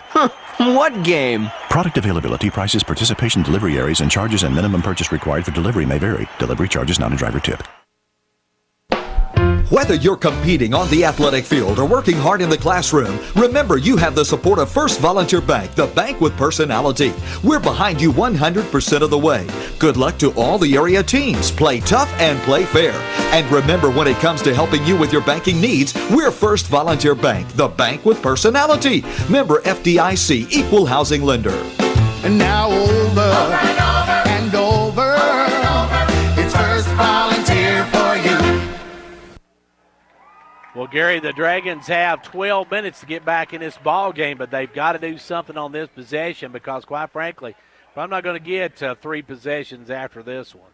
No, they're not, and actually they misplaced the ball. I was wondering if they were going to catch that and have moved it down. It's at about the 23-yard line. It will be 3rd and 8 for York, but York, this 2 downs get 8 yards here, and they've got to have them if they're going to stay in this game. As that's on that last play, just for the end of the quarter, they tried to hit Allen in the corner, but Allen went the wrong direction. Now Barger going to drop the football, and York falls on it, but Gary, that's costly. Yeah, that snap wasn't handled clearly, Gary, and Barger didn't come out of there with it, just had to fall on it. That's a loss of 1, so it'll be 4th down and 9 for York here, and you got to have a play. York has got to get this first down and keep this drive alive. They trail 19-0 with 11:33 to go in the ball game.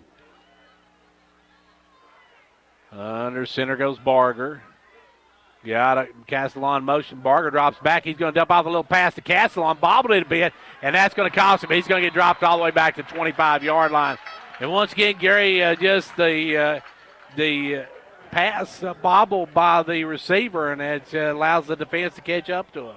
It does, and Castellon, kind of did bobble the ball, allowed the defense to collapse, but Oneida's done a good job of stringing out the field from sideline to sideline, Gary, and not allowing York to get it outside and make any big plays tonight. York got to have a stop on defense quickly here. So we're down to 11-17. Oneida takes it over on downs at the 25-yard line, their own 25. They'll hand it off this time to Buttram. Buttram going to leap over a player and get about to the 30. And Gary, coaches will tell you never leave your feet when you're in a game like that because that's an easy way to get driven back and maybe cough up the football. Yeah, it is. He was able to hurdle for about 5 before Edward Stockton, Ben Cooper able to bring him down.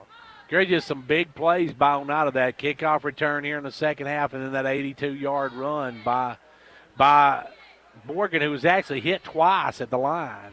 Yeah, he was, and he 90-yard kickoff return, 82-yard touchdown run. He owned the third quarter for Oneida. And now Buttram trying to get some big yardage, picks up about 7 for a first down.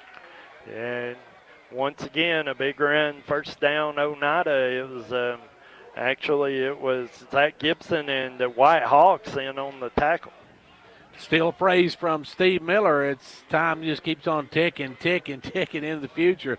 And for York, that's not a good thing. It isn't. And, you needed to stop quickly if you're York. Instead, Oneida's turned this into a first down. And, have a little bit of a drive going here. They started this one on the 25. They're at the 38. Now they'll hand it off to number 22, Morgan, and Morgan will be brought down after maybe a couple of yards. Nice play by Ben Cooper there to wrap him up and pull him down. He got a gain of right at 2 on it, 2.5, so it'll be second down 7. Yeah, Oneida Gary, for the most part, just willing to run the clock out at this point. Yeah, they're not in any hurry, and they're going to take plenty of time here. Play clock down to 15 as they just start to break the huddle. They'll come out. They've got Hamilton in the shotgun. Takes the snap, hands it off once again to Morgan. On the left side this time, pushes ahead. They're going to give him out to about the looking at the line judge on the far side, he's marking it about the 43-yard line, so it's going to be 3rd and 4 for Oneida here. Gary, if they can get another first down here, they can take his clock probably down under 6 minutes left to go in the ball game. Yeah, they can. It's a big 3rd down play, 3rd and 4. Actually, we saw Morgan come off the field there, so Bertram will be the tailback here and see what Oneida's got for a play on 3rd down 4. Oneida with a 3rd and 5 for the first down. Low snap. They're going to hand it off to Buttram. Buttram breaks a tackle, breaks another one, and he's stopped just shy of the first down. And Gary, he missed the first down by about a half a yard, it looks like. They should have looked that a little closer. I kind of thought the quarterback, Hamilton, went to a knee when he went to pick up that ball, Gary, and that ball should have been down about the 40-yard line. Instead, Buttram able to get 4 yards out of it, and it'll be 4th and 1. So do you go, if you're Oneida, do you go for it here, Gary, and try to just salt this away? Yeah, you've done good. You've held York scoreless. You got to think your defense is going to continue to do that, Gary. And we see a little bit of attrition on both sides from the elements here. It's hot. It's not overly humid, but it's hot, and we've seen our share of cramps tonight. And Oneida's going to let the clock run down and call a timeout. 7:44 to go in the game. It's 19-0, Oneida. Like a great sports team needs a great captain to lead them, a county needs a great executive to move it forward. And Fentress County has it in Jimmy Johnson.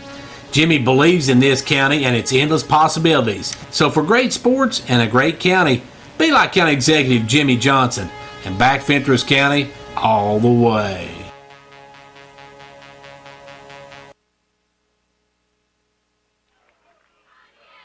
Well, timeout called by Oneida, Gary. They just let the time run down, and most likely they're going to punt it away here. But if you're Oneida, you got to punt this. I mean, you played outstanding defense all night. Go out there, punt the ball, and play defense, and like you have all night. And it looks like that might be what they're going to do. Although they're lining up as if they're going to go for it. They have 2 backs here. They have Morgan and Buttram both in the game right now. And Oneida makes the snap, hands it off. Right up the middle goes Morgan, and he's gone. Morgan going to bounce it the outside, and he's touchdown bound. Oneida takes a 25-0 lead on that one, Gary. And sometimes that short yardage, if you sell out on it and they get past that opening line, they're gone.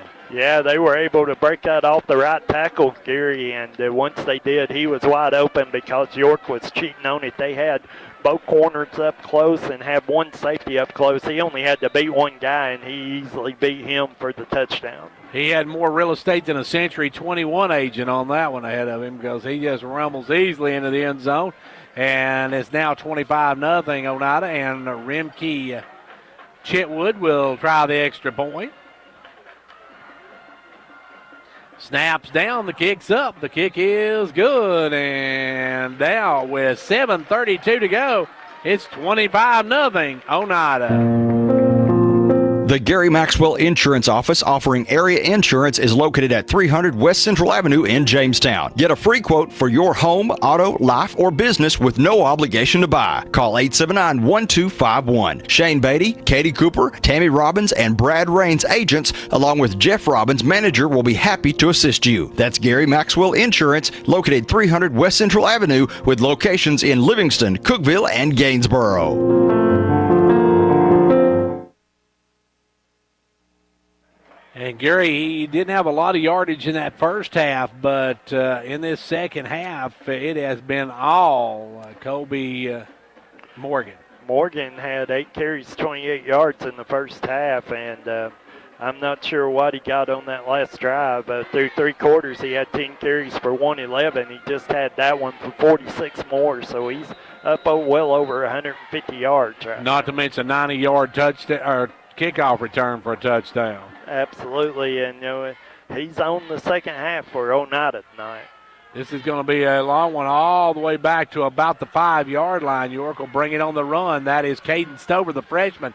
And Stover going to get up to 26, and Stover loses the football. I believe York got on it, though, and it looks like York got on it, and I'm trying to find the number. Looks like 31. No, Oneida got on it. Oneida comes up with number 25, comes away with it, and the Dragons have their first turnover of the night, as it'll be 1st and 10 Oneida, but we do have an Oneida player down with 7:20 to go here in the ball game. It's 26-0 Oneida. Lefty's going to keep it. It's going to be. He gets away from one tackle. Lefty's still running. Cuts back up. Lefty's still on his feet. Lefty's still on his feet. He's down the sideline. He's headed for pay there. Touchdown, Dragons! Hello, everyone. This is John Robbins on behalf of State Representative John Mark Wendell, wishing the York Dragons many touchdowns and many wins during the 2018 football season. John Mark is happy to be a sponsor of the play-by-play broadcast and hopes that you enjoy each and every game. Again, on behalf of Representative John Mark Wendell, this is John Robbins saying, best of luck, Dragons. Philip Hall, owner of Hall Family Pharmacy in Jamestown and Clark Range, invites you to the new Hall's Sports and Outdoors, now open in downtown Jamestown. Hall's Sports and Outdoors carries top quality sporting equipment and accessories from top names like Costa, Timberland, and more. Stop in at the new Hall's Sports and Outdoors for everything you need for the woods and field. Jamestown has a new sporting goods store, Hall's Sports and Outdoors, at the corner of South Main Street and Livingston Avenue, across from the historic courthouse in Jamestown. Well, the Dragons have their first turnover of the night, Gary, and I guess the old adage, if anything can go wrong, will go wrong at the worst possible time, definitely come true tonight. As now this time it's going to be over the right side, number 20 on the carry. Boyett with his, I think that's his second carry of the night, maybe. Yeah, it is, Gary, and a good play by Evan Tompkins and Thaddeus Stoneman up there to make the stop. Caden Stover in there as well, and held him to a couple of yards. So now it's going to be 2nd and about 8 for the Indians, and now it's just a matter of running the clock out for them, as they're going to go 2-0. York's going to fall to 1-1 as we head into region play next week. In the shotgun goes the quarterback. He will hand it off this time to number 20 again, and Boyett getting maybe a yard, Gary, getting some hard yardage. Yeah, they don't have Buttram in there. They don't have Morgan in there right now. They're running Boyett as their feature back here, and they're wanting to get out of here. No more cramps, no more injuries, just trying to make that clock run right now, Gary. Yeah, it's just a matter of running out this 6:12 that's left to go. They're on top 26-0. It was a 6-0 ball game at halftime, Gary, and since then it's been all Oneida. Yeah, we kind of seen Oneida do to York what York done to them last year in the second half, and Oneida has controlled this. They're going to hand it off to the big guy again, and boy, it's going to get up to the 20.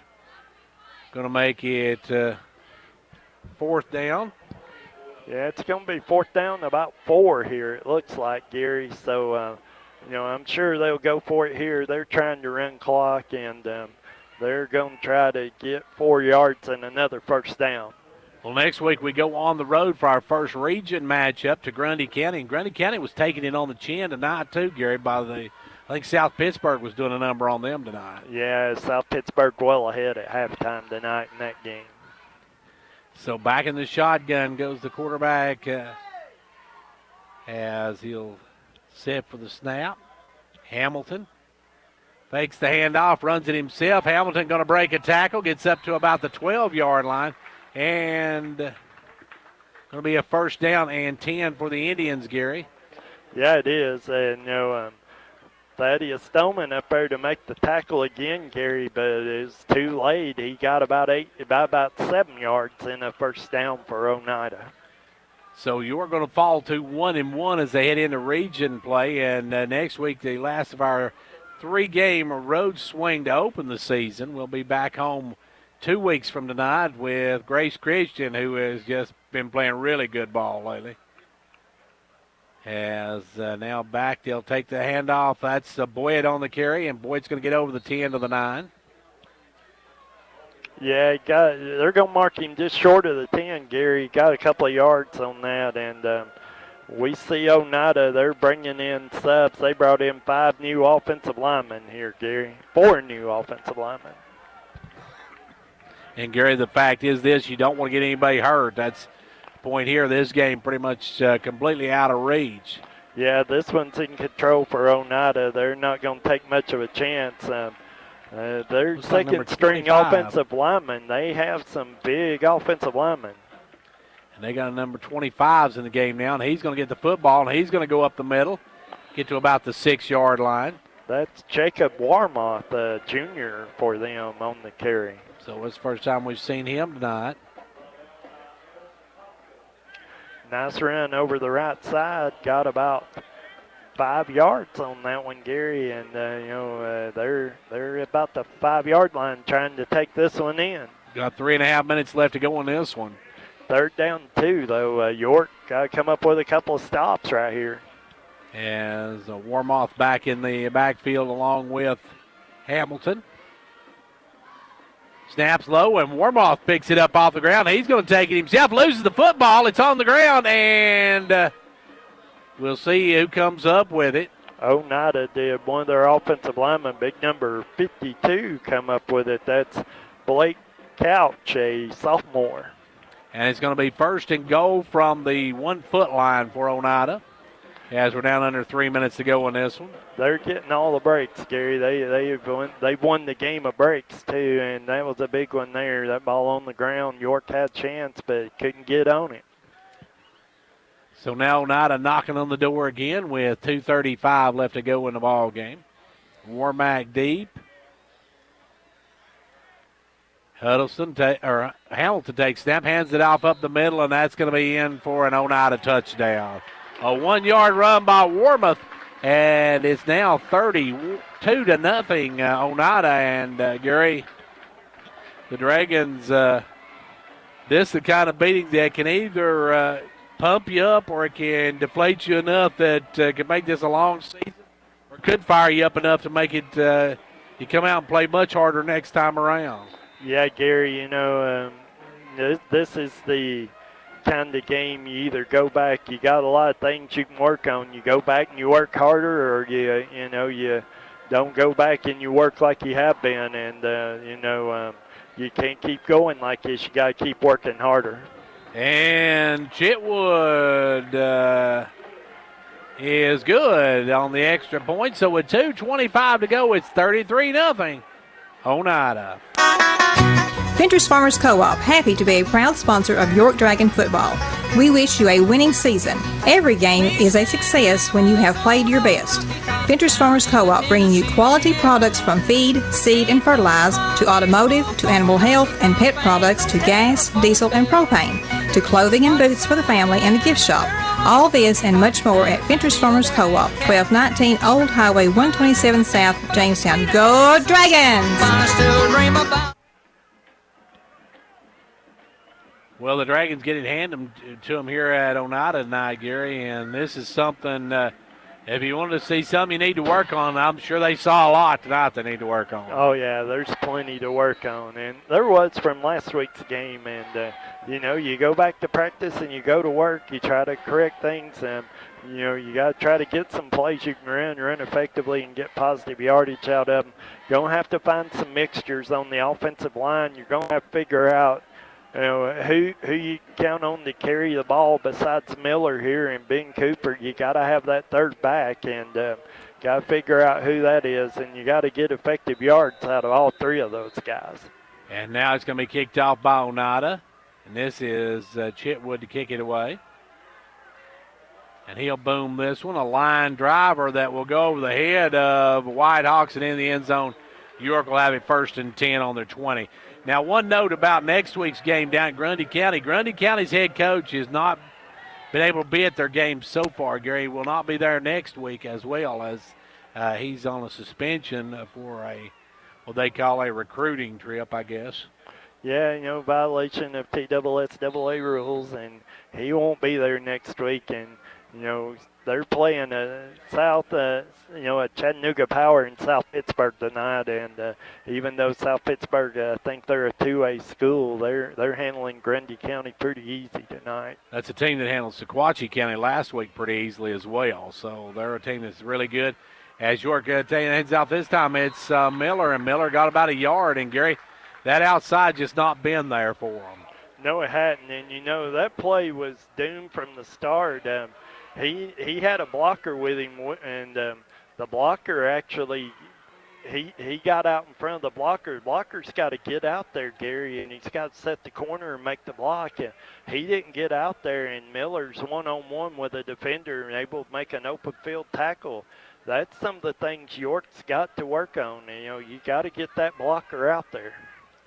So now up will come the Dragons. We'll hand it out this time over the right side. Ooh, I think that was West got chopped down on that one, Gary, after about a yard gain. Yeah, that was a big hit by Couch, and he lost his helmet and have to come out for a play. But we're down to 1:30 left to go in this one. 90 seconds left to play, and a 33-0 Oneida lead as the Dragons going to fall to 1-1 on this early season. And Gary, York has got to get some kind of passing attack as well. They really struggled in the passing game, and that makes you one-dimensional. When you're one-dimensional, it's easier to handle. It is, and you got to be able to run some routes, complete some passes, be a little bit of a threat anyhow. And they hand it off up the middle, and that's going to go to Castellano. He'll get a few yards and bring up a 4th down and about 2 yards. It'll be 4th and 2 here. York on the 28-yard line. Castellano only got about a yard out of that. So York with another 4th down here, trying to convert, to keep the ball at least to run the clock out. But it looks like this may be the last play of the ball game, Gary, as we're down to 30 seconds left to go here in the ball game. This time they're going to hand it off up the middle and going straight ahead, and he's short. They're marking him down at the 29-yard line there. So he's going to be short about a yard, but Gary, Oneida most likely going to get in that victory formation and just kneel this one out. Yeah, I think they're taking a knee here, get out of here, and what an impressive second-half performance by them. York not, just didn't come to the challenge in the second half. The kickoff return kind of set the momentum for Oneida in the second half, and they just carried it from there. And what a game by Morgan, as Colby Morgan has just been a one-man wrecking crew. He has, and he owned the second half for them. I've said it multiple times, but 90-yard kickoff return and 2 touchdown runs over 45 yards. He's had a whale of a second half. Snap, a knee, and that should do it, as Oneida going to run the clock out, and the Oneida Indians going to move to 2-0 on the season, while the Dragons are going to lose their first game of the season and fall to 1-1. So a tough night for the Dragons as they fall 33-0 to Oneida. Don't go away. We're back in just a couple minutes. If you're from the South, people make assumptions like that you wake up at dawn to blast country music in your pickup truck. En route to McDonald's for delicious buttermilk crispy chicken. Well, that last one's true. Embrace the Southern stereotype and wake up with new buttermilk crispy chicken McGriddles. Warm griddle cakes with the sweet taste of maple and all white meat chicken for only $3. Or get a buttermilk crispy chicken biscuit for $3. Only at McDonald's. Price and participation may vary. Cannot be combined with any other offer or combo meal. Summer is here. Nighttime is brought to life with the sound of crickets, lightning bugs, and the smell of fresh cut grass. However, without an efficient air conditioning system, you're also brought to life with sleepless nighttime sweats. Don't suffer this season. Sleep easy with the top-of-the-line Carrier air conditioning unit. Financing is available with approved applications, so call today to schedule your free quote. Carrier, turn to the experts. Call Condition Heating and Cooling today. Conditioned heating and cooling. And Coach Charles Vaughn, 17 years of coaching. He took his team to the state playoffs and led them in multiple district and bowl championships. His life modeled teamwork, integrity, and hard work. I'm Joey Vaughn, and this man not only was my dad, but he was my coach. I grew up learning these values, and they are a large part of what Meadow-Thrift Pharmacy is founded on. Come out and support our York football team.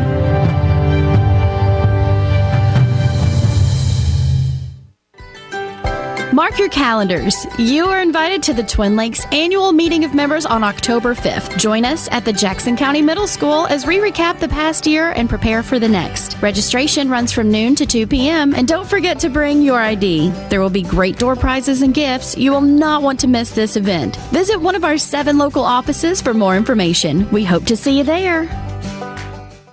When it comes to watching sports, there's no telling what you'll hear. No! But when you order Pizza Hut for the game, you know exactly what you'll hear. What the? Oh, that looks fantastic. Your favorite pizza. Ooh. Those awesome wings. What? Plus sides and desserts. Yeah. All waiting at pizzahut.com. So order now, because no one out-pizzas the Hut. Huh. What game? Product availability, prices, participation, delivery areas, and charges and minimum purchase required for delivery may vary. Delivery charges not a driver tip. The York Dragons drop a 33-0 game to the Oneida Indians here tonight. It's time now for the Progressive postgame show. We'll be back with some stats. We'll talk with Coach Derwin Wright and look ahead for the Dragons right after this. Cheer this year for all our school teams and activities. Get behind our local schools.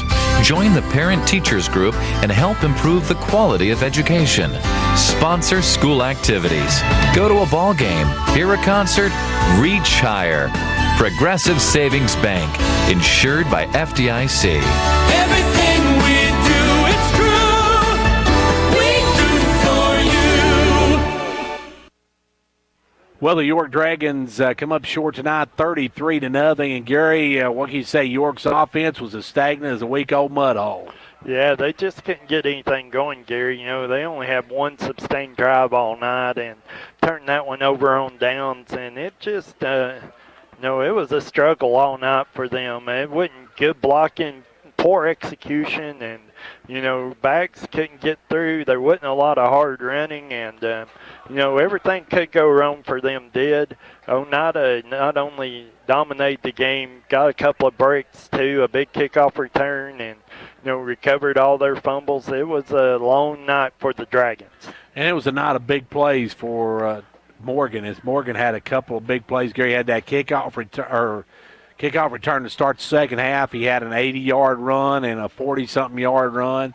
I mean, if he'd have popped the popcorn, he'd have done everything in the building tonight. Yeah, I think I saw him in the concession stand there before the game started. So, he was definitely their player of the game tonight and controlled the second half for them. So the Dragons come up short tonight. Gary, if there's one thing York can learn from this, what do you think it is? Well, I think, you got to learn, you got to execute, you got to make plays, you got to poor tackling. You can't have all those things going on. And we see Coach Derwin Wright making his way up here, so we will talk to him for a moment as the York Dragons fall tonight here to Oneida by a final of 33-0. And, Coach, what can you say? Your guys just couldn't get anything generated.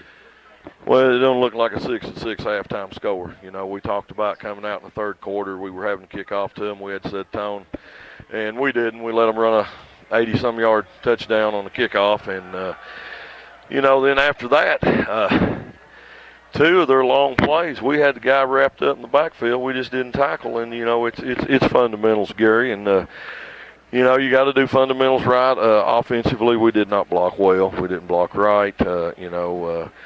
We're not throwing the ball well when we do try to throw the ball, and I didn't have our guys ready, and we're a better ball club than what was on the field tonight. And, like I said, it 33-0 don't look like a 6-6 halftime score. We just imploded in the third quarter and just gave up big long run after long run, and you can't do that. You can't do that and expect to win football games. Coach, their speed on the outside kept your guys from getting out around the corner like you did against Jackson and get some big yards. But they also clogged up that middle, and they were running in, constantly running in players. Well, we fresh legs all night. We've had a problem this year so far already, and we've not fixed it. We're not doubling, chipping, and getting the linebackers. We're letting linebackers are your best tacklers, and we're letting them run free and just take shots on our backs, and there's no excuse for it. We've got to do a better job up front in the offensive line and knowing what we're doing and better technique. And, it's just I'm disappointed in that we're a better ball club than what we played tonight. I tell you, group I was proud of, our outside linebackers compared to the game at Jackson County. They did a much better job tonight coming in. Again, our defensive ends at times they just got their tails whipped, and it's not about strength. I think we got some strong kids. It's about technique, and we just got to do a better job coaching and getting the technique right and executing. And just offensively, when we ran the veer, if we're making the right reads, we're getting some big plays off of it. We're not making the right reads. Things are not happening quick enough, and we just. We're better than what we played tonight, and that's all I can say. Coach, this is one of those games that you can take a look at pretty much every aspect of the game and really work on it. Well, we can learn a lot from this game. 2 15-yard personal fouls in the first half, undisciplined. When you lose your temper, you let a guy get in your head and you lose your temper and you react, he's controlling you, and there's no sense in that. That's not football. We had 2 of those. Both of them would have ended with a third and short. And then, boom, we're back 3rd and 17, 3rd and 23 because of just, to me, just undisciplined play. And that's unexcusable. That's not acceptable. That's going to be corrected. And, Coach, also the one big play in that first half, Johan West, if he could have held on to that interception, he had nothing but green in front of him. He would have been gone, just dropped it. Yeah, I was proud of our defense in the first half. I thought we bent, but we didn't break. Our offense didn't help us, but our defense was playing solid, playing strong. And then once they ran the kickoff back in the third, it just set the whole tone. And after that, we when you come up, we call it hawk tackling.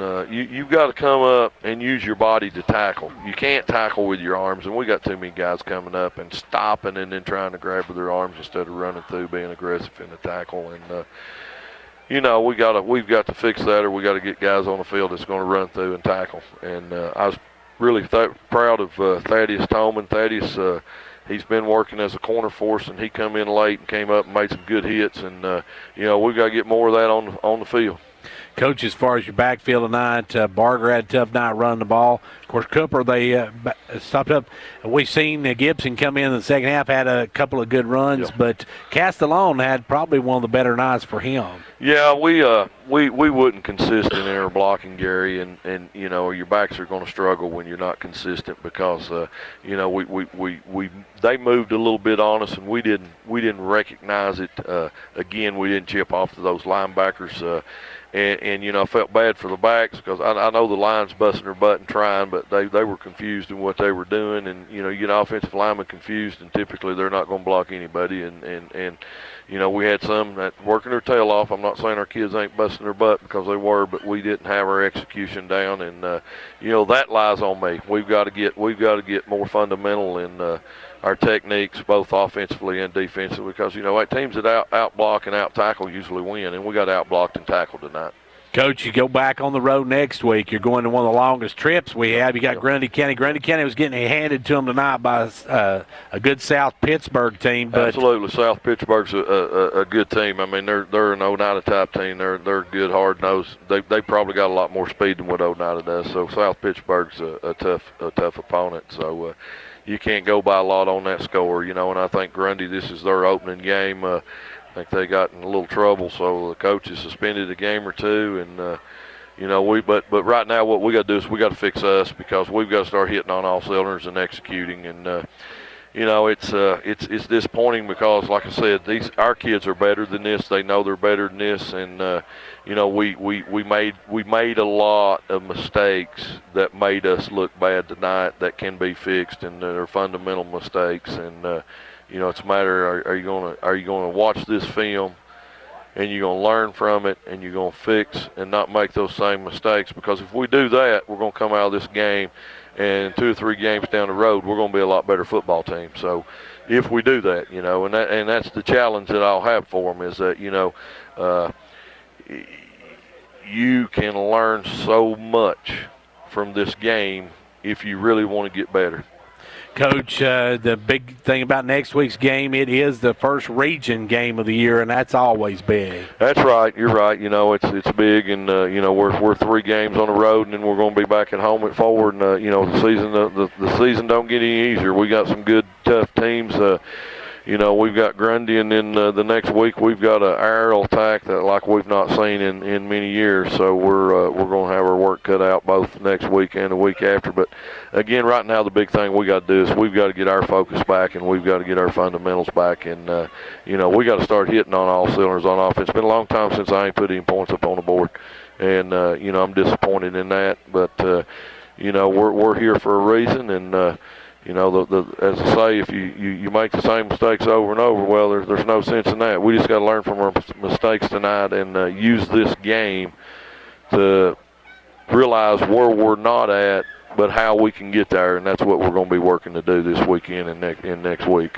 Well, Coach, thank you for joining us. Tough loss here tonight, but we'll be looking forward to seeing you back on the field on next Friday night when we open region play. Yes, sir. Thank you. And that was Coach Derwin Wright. We're going to take another quick timeout, then we'll be back to take a look at some stats from this one. Don't go anywhere. It's football time on the mountain. At Progressive Savings Bank, we know running your small business is a lot like coaching a team. You call the plays that drive your business towards success, and we're your #1 fan. After all, you provide the products, the services, and jobs that keep our local economy moving forward. We partner with small businesses to help you reach your financial goals with free business checking and flexible financing to help operate and grow your business with the right financial equipment to keep you in the game. This is Mark Justice wishing our York Dragons a successful football season. We are proud once again to sponsor Dragon First Downs. Progressive Savings Bank, member FDIC, equal housing lender.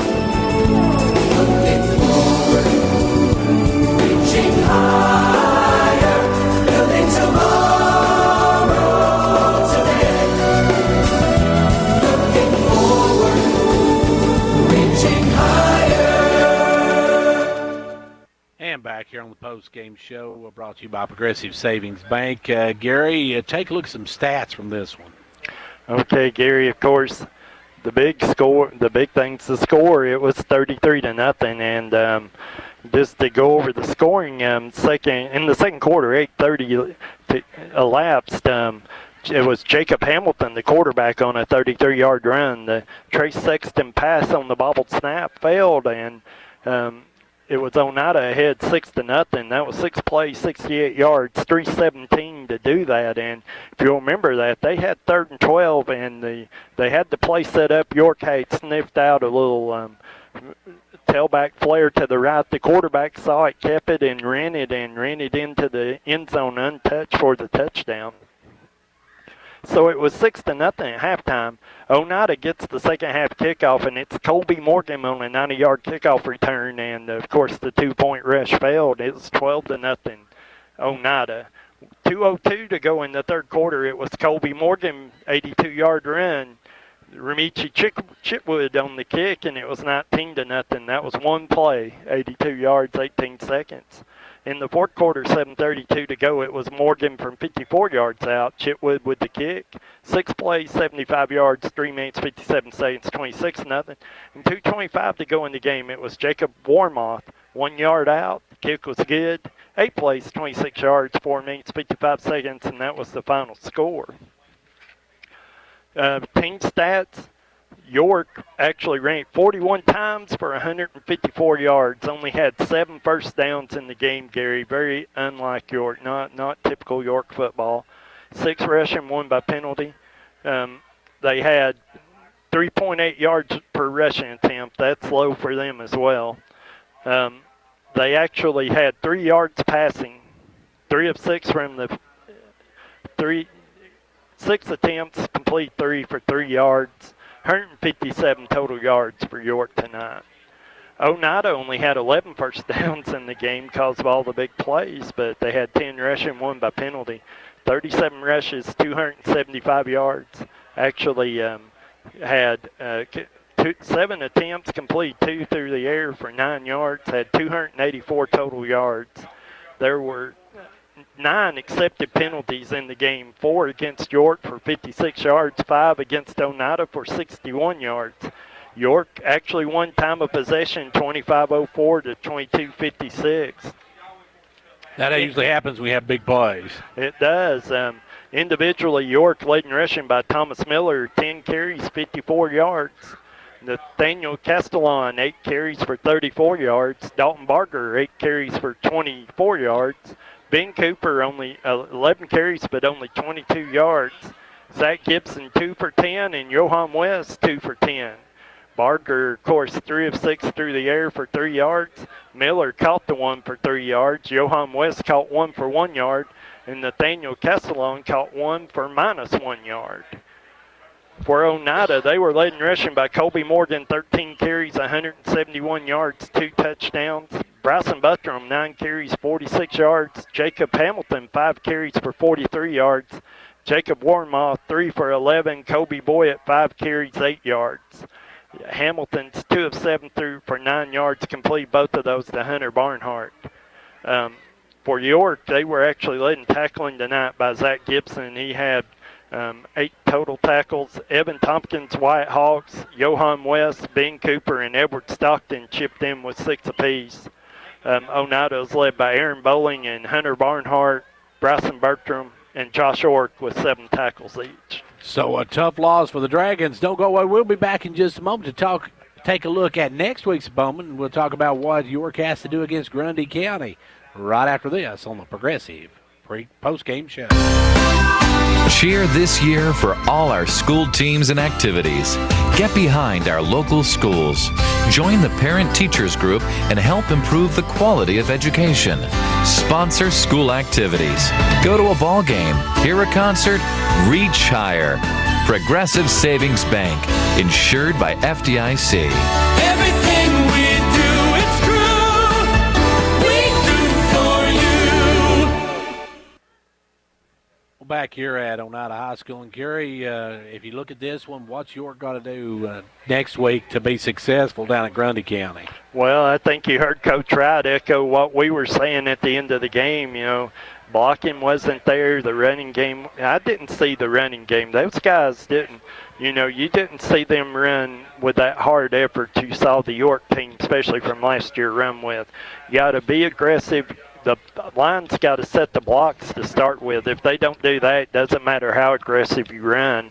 But once they set the block, the back's got to get through the hole. And you heard Coach Wright, they'll work on it next week, and they'll get better at it. And, you know, defensively, you got to wrap up. You know, he talked about the 2 touchdown runs. Both of those, they had him in the backfield, and he got away. And you got to wrap him up and bring him down and, you know, let him have a big night's what it did. And, you know, but if you're York, you just got to go to work, and you got to work harder than you did this week. You got to work harder next week. Hopefully go down to Grundy County and get a win on Friday night. And be a little more fundamentally sound.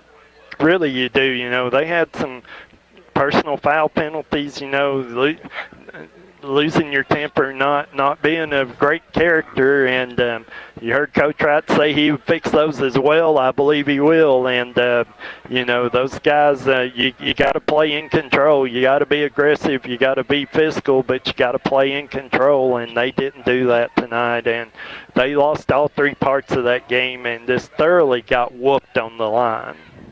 Well, York falls 33-0 here tonight to a good Oneida team. I want to thank you for joining us for the Progressive Post-Game Show. It's time now for our Hall's Family Pharmacy, Hall Sports and Outdoors Player of the Game. We'll be back with that right after this.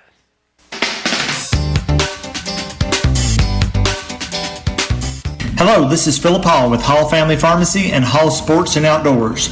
We are proud to sponsor this broadcast Player of the Game. Be a part of the winning team. Halls is proud to be this area's #1 pharmacy, and now you may visit our expansion in downtown Jamestown for all things sports and outdoors and a complete line of sports medicine equipment.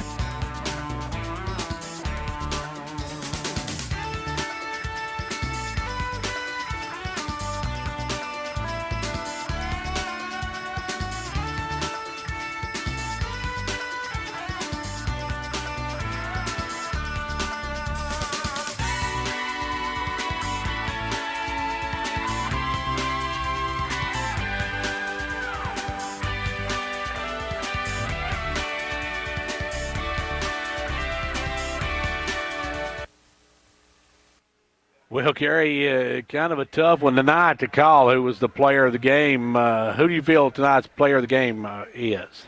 I tell you what, nobody just really stood out tonight, but let's give it to Johan West. Johan had 2 carries, 10 yards, caught 1 ball for 1 yard. But really, what probably gets him player of the game is his play on defense. He had, he had 4 tackles, solo, 2 assists, had 1 tackle for loss, and broke up a pass. So Johan West will be our player of the game tonight. Well, congratulations goes out to Johan. He's our Hall Sports and Outdoors and Hall's Family Pharmacy player of the game. Congratulations, Johan.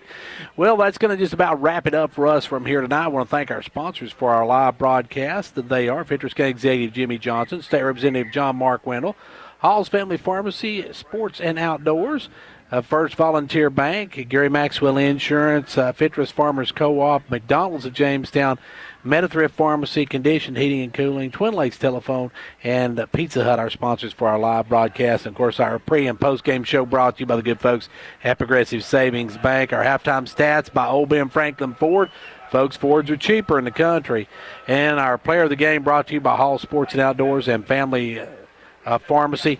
And Coach Derwin Rice will be sure to catch that on Monday, as we'll have that coming up, brought to you by the good folks at the Union Bank in Jamestown and Clark Range. Well, and Birdstown, I should say, as well. Well, a tough night for the Dragons. They've got to bounce back next week. We start region play down at Grundy County. As I said, you take a left and just head for nowhere, and you're at Grundy County. Until then, folks, 415-104 Sports, I'm Gary Clark. We'll see you at the game.